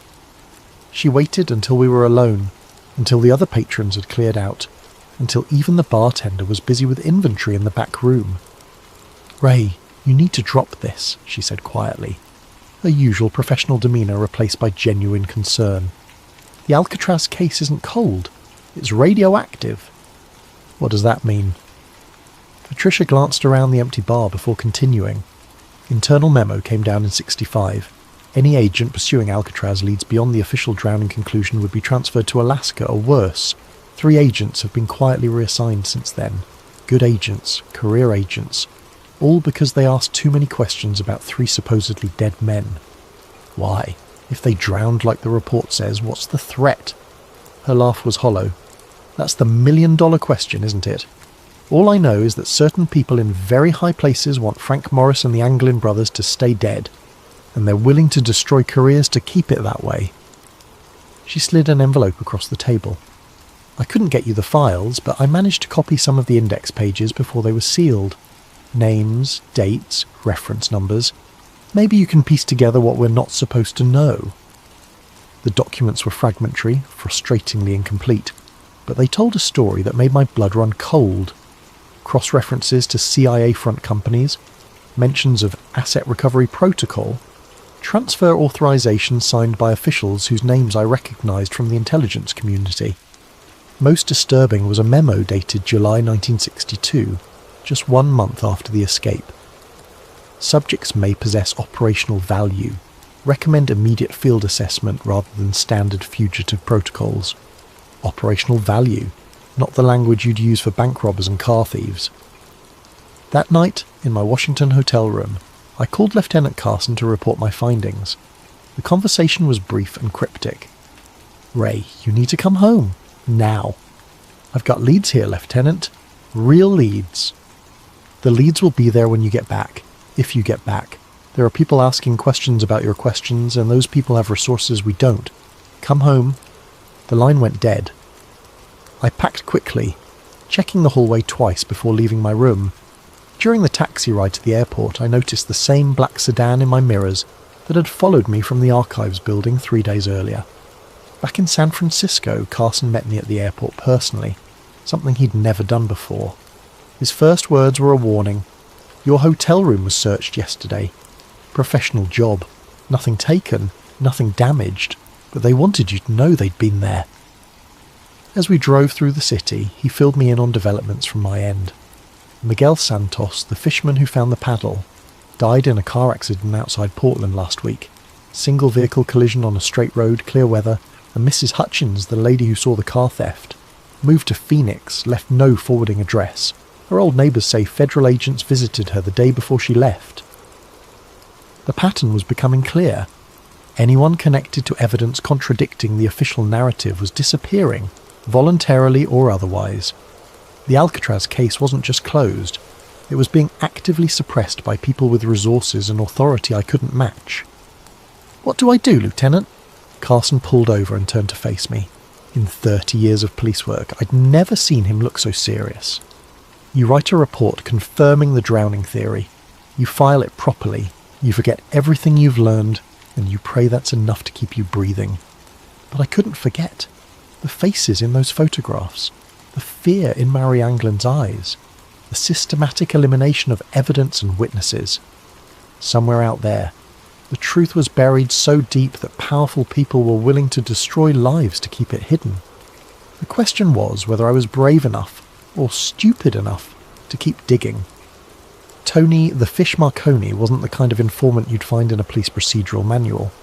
A small-time smuggler with ties to both San Francisco's waterfront and various federal agencies that preferred not to be named, Tony survived by knowing when to talk and when to disappear. When he agreed to meet me at a dive bar in North Beach, I knew the information would be worth the risk. "You're playing with fire, Detective," he said, stirring his whiskey with a nicotine-stained finger. "The Alcatraz thing? That ain't just a prison break, that's connected to some heavy government business." "What kind of business?" Tony glanced around the dim bar, noting the exits, the other patrons, the bartender's attention. Old habits from a life lived in the shadows. "You ever hear of something called the Prometheus Group?" I shook my head. "Private contractors, black budget operations, the kind of people who make problems disappear for Uncle Sam. Word on the street is they were running recruitment out of the Bay Area in the early 60s, looking for specific types, intelligent, adaptable, morally flexible, men who'd already proven they could operate outside the law." The implications hit me like a physical blow. "You're saying Morris and the Anglins were recruited?" "I'm saying Morris had an IQ of 133 and a talent for planning that impressed even the prison psychologists. The Anglin brothers were mechanical geniuses who could improvise solutions from scrap metal and determination. During the Cold War, those were valuable skills." Tony drained his whiskey and signalled for another. "Think about it. 3 men plan the perfect escape from America's most secure prison. They disappear without a trace, despite the biggest manhunt in federal history. Either they're criminal masterminds beyond anything we've seen, or they had help. Professional help. What kind of help? The kind that comes with new identities, transportation, and assignments in places where questions aren't asked. South America was crawling with intelligence operations in the 60s. Cuba, Chile, Brazil. All potential flashpoints that needed experienced operators who couldn't be traced back to Washington. The theory was insane, but it explained the evidence I'd uncovered. The systematic suppression of information, the classified file transfers, the fear I'd encountered at every level of government. If the Alcatraz escape had been a recruitment operation disguised as a prison break, then admitting the men survived would expose a covert program that violated everything America claimed to stand for.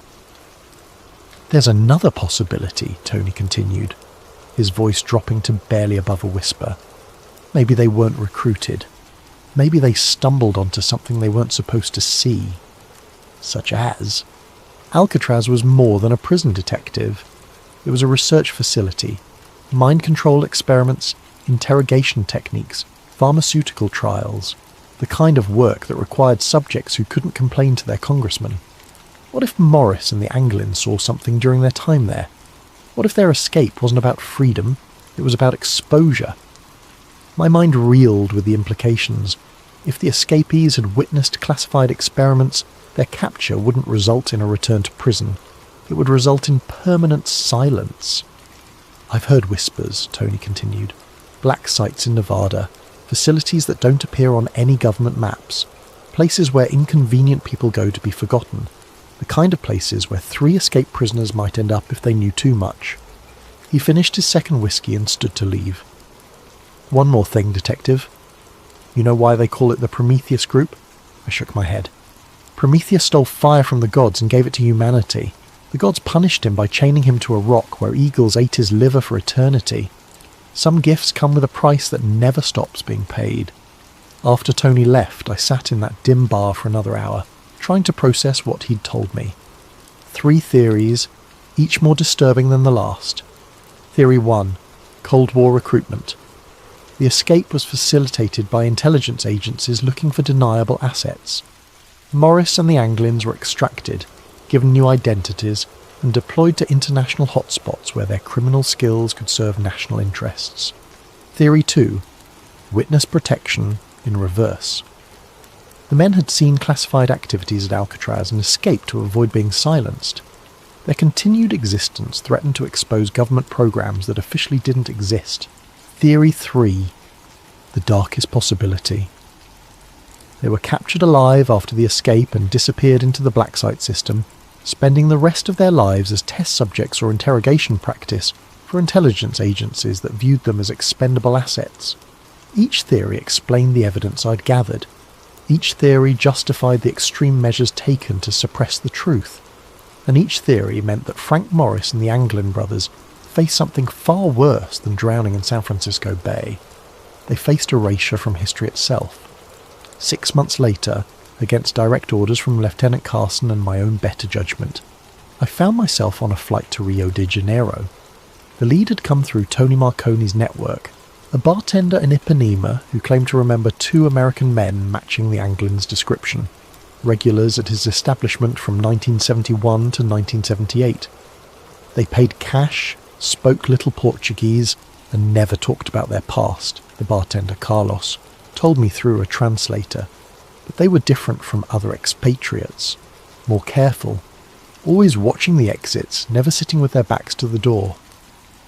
The description matched surveillance training, the kind of operational security taught to intelligence assets. Carlos produced a photograph taken during a Christmas party in 1975, a grainy image showing 2 men at the edge of the celebration, their faces partially obscured but their body language unmistakably American. My hands trembled as I studied the picture. The man on the left had the same jawline, the same ears, the same way of holding his shoulders that I'd memorized from Clarence Anglin's prison files. The other figure showed signs of premature aging, stress lines and grey hair that suggested a life lived under constant tension. What happened to them? I asked. Carlos's expression darkened. They left suddenly, in the middle of the night. One day they were here. The next day their apartment was empty. The landlord said men in suits had come asking questions the week before. Americans, but not tourists. Government men. I spent another week in Rio, following leads that grew colder with each passing day. The apartment building where the mystery Americans had lived was scheduled for demolition, its records mysteriously lost in a fire. The bank where they had allegedly maintained accounts had no record of American customers from that period. Every trail ended in convenient dead ends and missing documentation. On my final night in Brazil, I was approached by a man claiming to be a freelance journalist who'd been investigating the same story. We met at a beachside cafe in Copacabana, the sound of waves masking our conversation from potential surveillance. "You're the American detective asking about the Alcatraz escapees," he said without preamble. It wasn't a question. I neither confirmed nor denied, waiting for him to continue. "I've been working this story for 3 years," he said, "following reports of American fugitives throughout South America. The trail is real, detective, too real. These men lived here, worked here, built lives here. But every time I get close to proof, the sources disappear. Witnesses relocate. Documents vanish. I've had my hotel room searched, my phone tapped, my sources intimidated." He slid a manila envelope across the table. "This is everything I've gathered. Photographs, witness statements, financial records, hidden in different locations for 3 years, copied and recopied to prevent loss. It's yours now." "Why?" "Because I'm done." Yesterday, I received a visit from 2 men with American accents and no identification. They politely suggested that my investigation was endangering people I cared about. They showed me photographs of my sister's children playing in a park in Sao Paulo. Very clear photographs. Very recent photographs. The envelope contained a treasure trove of evidence. Bank records showing regular deposits to accounts held by men with obviously false Brazilian identities. employment records from construction companies that had hired American workers without proper documentation, hotel registries with signatures that bore striking resemblances to handwriting samples I'd obtained from Alcatraz. Most compelling was a photograph dated 1976 showing 3 men at a construction site in the Amazon basin. 2 matched the Anglin brothers' physical descriptions. The third was older, lean, with the kind of penetrating stare I remembered from Frank Morris's mugshot. All 3 wore work clothes and hard hats, looking like ordinary labourers except for their distinctly American postures and expressions. But like every other lead I'd followed, this one ended in frustration and fear. When I tried to contact the construction company, I learned it had been dissolved in 1979. The site where the photograph was taken was now underwater, flooded by a dam project that had relocated the entire local population. The pattern was always the same. Evidence of survival followed by systematic elimination of that evidence. Either I was chasing ghosts or someone with vast resources was staying one step ahead of every investigation. My flight back to San Francisco was delayed by mysterious mechanical problems. During the 6-hour layover in Mexico City, I noticed the same 2 men in different locations throughout the terminal. Always at a distance, always watching, never making direct contact. When I finally boarded the plane, they weren't among the passengers. Lieutenant Carson met me at San Francisco International with news that made my blood run cold. Federal marshals raided your apartment yesterday, Ray. Warrant signed by a judge I've never heard of, for evidence in a case they wouldn't specify. They took everything. Your files, your notes, your photographs, everything connected to Alcatraz. In the car ride home, he handed me an official-looking document. Transfer orders, effective immediately. You're being reassigned to the robbery division. Your Alcatraz investigation is officially terminated. On whose authority? Authority high enough that questioning it would end both our careers. Carson's voice carried a weight I'd never heard before. Ray, I've been a cop for 28 years. I've seen corruption, cover-ups and conspiracies, but I've never seen anything like this. The pressure to shut you down is coming from levels of government I didn't know existed. He pulled over in a secluded area of Golden Gate Park and turned to face me directly. Whatever you found down there, whatever you think you know, it's not worth your life. These people have made careers disappear for asking the wrong questions.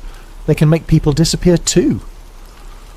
As he spoke, a black sedan with government plates drove slowly past us, its occupants clearly visible through tinted windows that somehow allowed us to see their faces while hiding their expressions. The message was unmistakable. We were being watched, our conversation monitored, our future actions carefully noted. That night, alone in my ransacked apartment, I realised the full scope of what I was up against. This wasn't just a cover-up of a prison escape. It was the systematic suppression of a truth so dangerous that the most powerful government in the world was willing to destroy lives to protect it. Frank Morris and the Anglin brothers hadn't just escaped from Alcatraz. They'd escaped into a shadow world where truth became enemy of the state, where survival meant accepting lies, and where the greatest prison of all was the silence that surrounded their fate. But silence, I was beginning to understand, has its own way of speaking to those willing to listen. 25 years passed like pages torn from a calendar and scattered by the wind. I worked robbery division, collected my pension, and tried to convince myself that some truths were better left buried. The Alcatraz case became a ghost that haunted my dreams, 3 faces staring at me from the depths of San Francisco Bay, asking why I'd abandoned the search for their story. Then came January 2013, and a letter that changed everything. The History Channel documentary was running old Alcatraz footage when the phone rang. It was my former partner, Jimmy Chen, now working cold cases for the FBI. His voice carried the excitement of a man who'd stumbled onto something extraordinary. Ray, you need to see this. Someone sent a letter to the Bureau claiming to be John Anglin. Says he's dying of cancer, wants to make a deal. Information about the escape in exchange for medical treatment.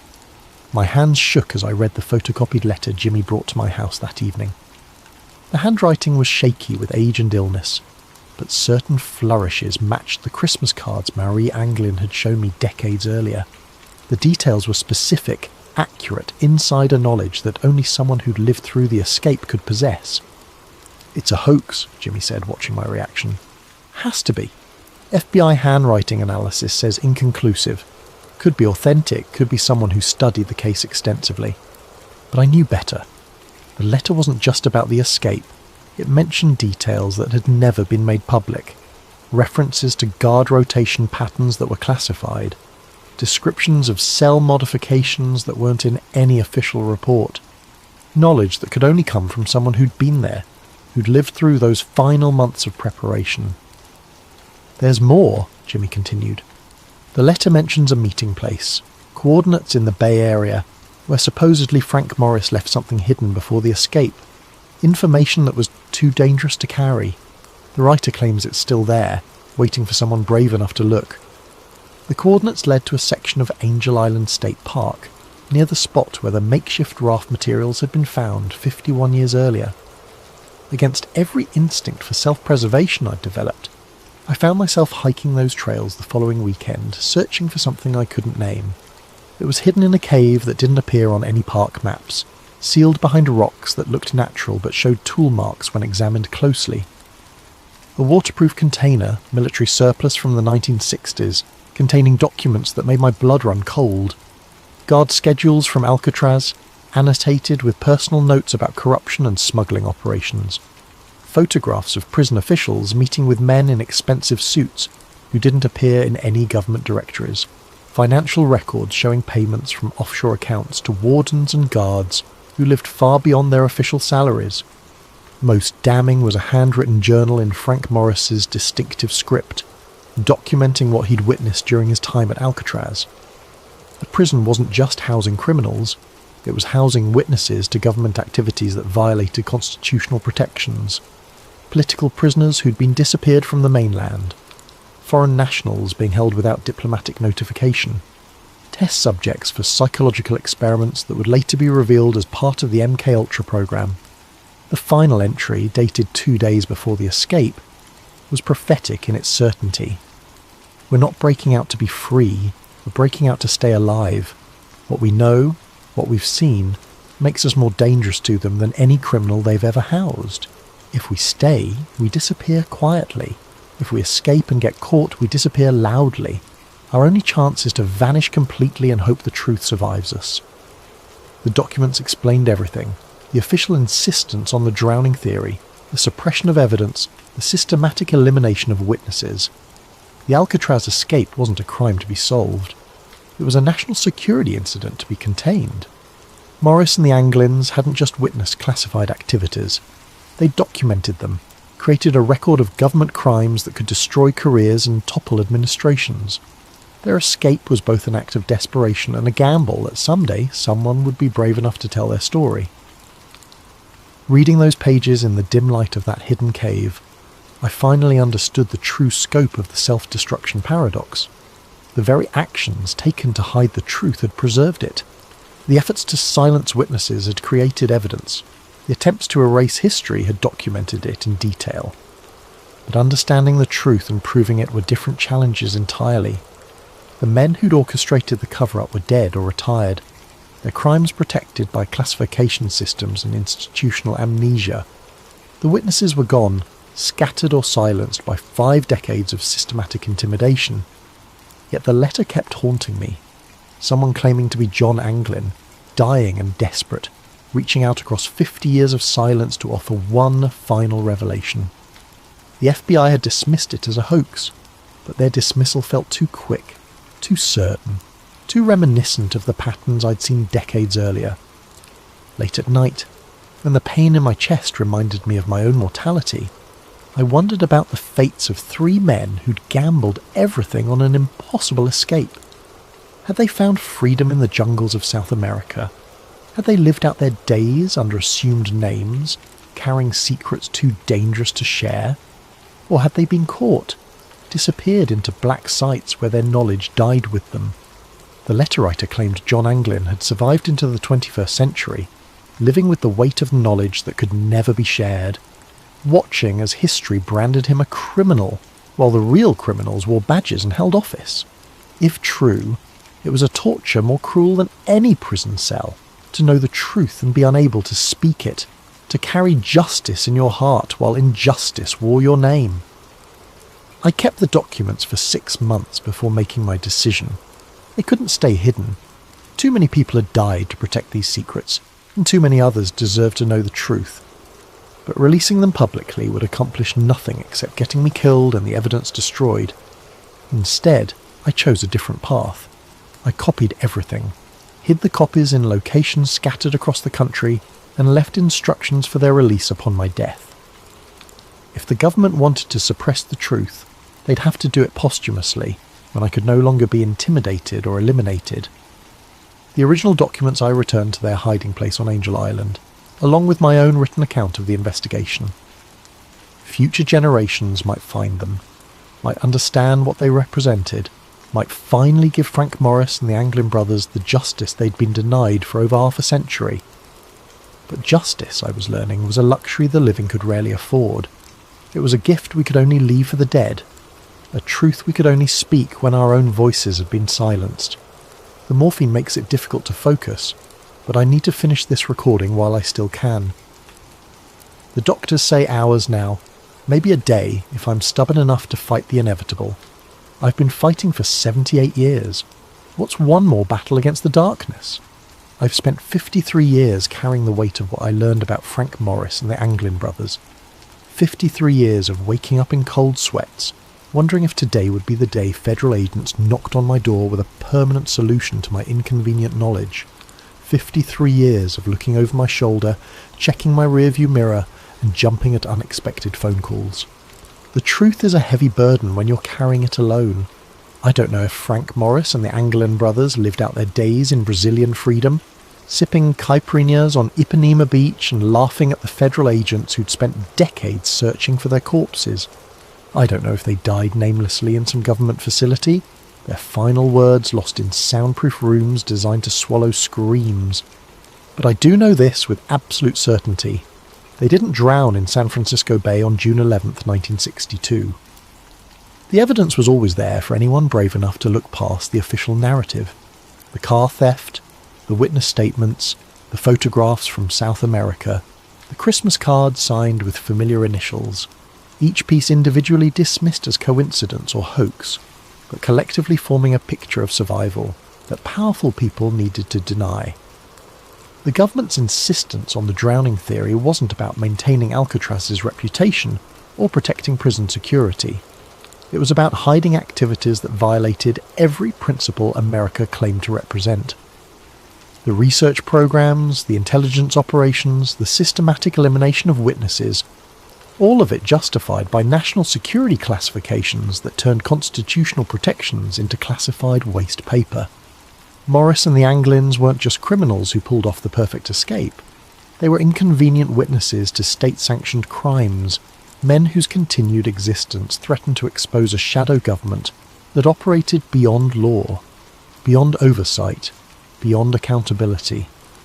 Their escape became their crime, their knowledge became their death sentence, their survival became a national security threat that required decades of cover-ups, intimidation, and murder to contain.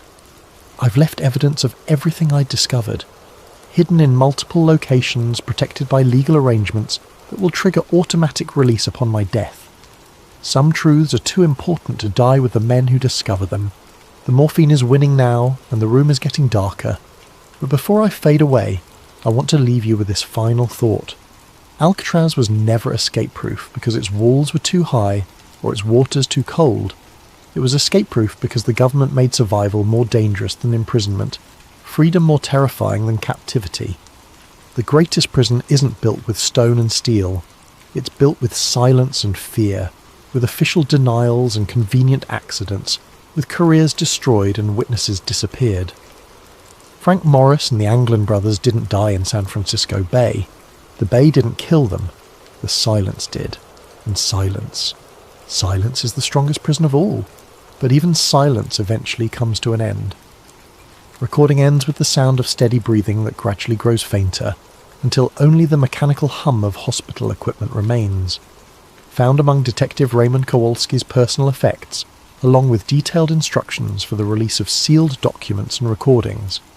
To whoever finds this recording and follows the trail I've left behind, my name was Detective Raymond Kowalski, badge number 2847, San Francisco Police Department. I died on December 20th, 2021 at 3:17 a.m., alone except for the ghosts of 3 men whose story I spent a lifetime trying to tell. If you're reading this, it means the legal mechanisms I put in place have been triggered. Safety deposit boxes in 7 different states will have been opened. Law offices in 4 different cities will have released sealed documents. Digital files stored in multiple secure locations will have been automatically transmitted to journalists, historians, and government oversight committees. I've spent 53 years preparing for this moment, the moment when my voice could finally break the silence that has protected one of the greatest cover-ups in American history. The documents you now have access to represent only a fraction of what was hidden. For every piece of evidence I managed to preserve, dozens more were destroyed by people who understood that truth was their greatest enemy. But what remains is enough. Enough to prove that Frank Morris and the Anglin brothers survived their escape from Alcatraz. Enough to demonstrate the systematic suppression of evidence by multiple government agencies. Enough to show that the official narrative was a carefully constructed lie designed to protect state secrets more valuable than human lives. I need you to understand something. The men who orchestrated this cover-up weren't comic book villains twirling their mustaches in shadowy rooms. They were patriots in their own minds. They believed that protecting classified operations was more important than acknowledging 3 escaped prisoners. They convinced themselves that national security justified any level of deception, any amount of witness intimidation, any degree of evidence suppression. They were wrong. In a democracy, truth cannot be classified indefinitely. Justice cannot be postponed forever. The families of Frank Morris and the Anglin brothers deserve to know their fates. The American people deserve to know what their government did in their name. History deserved an accurate record, not a convenient fiction. I've carried this burden alone because I was afraid. Afraid of losing my pension, my reputation, my life. Afraid of being dismissed as a conspiracy theorist or a disgruntled cop. Afraid that speaking the truth would accomplish nothing except getting me killed. But fear, I've learned, is just another form of prison. And like Alcatraz itself, it's only escape-proof, as long as you believe the walls are stronger than your determination to break free. To the families of Frank Morris and the Anglin brothers, your loved ones were not the criminals history has made them out to be. They were witnesses to government crimes who paid the ultimate price for their knowledge. Whether they found freedom in South America or died in government custody, they deserved better than 50 years of official denial and systematic character assassination. To the government officials who will undoubtedly attempt to discredit these revelations, your time is over. The men who created this cover-up are dead. The operations they were protecting have been declassified or exposed through other channels. The only thing your continued denials accomplish is further damage to public trust in institutions that have already lost too much credibility. To the historians and journalists who will investigate these claims, be careful, be thorough, be brave. The people who killed witnesses and destroyed evidence may be gone, but the systems they created to protect state secrets remain in place. Truth-telling is still a dangerous profession in America. To Frank Morris, John Anglin, and Clarence Anglin, wherever your final resting places may be, your story is finally being told. Your truth is finally being spoken. Your silence is finally being broken. You escaped from Alcatraz on June 11th, 1962. You survived the waters of San Francisco Bay. You lived beyond that night, whatever your ultimate fates may have been. History will remember you not as the criminals who failed to escape, but as the men who succeeded too well for the government's comfort. Your greatest escape wasn't from prison.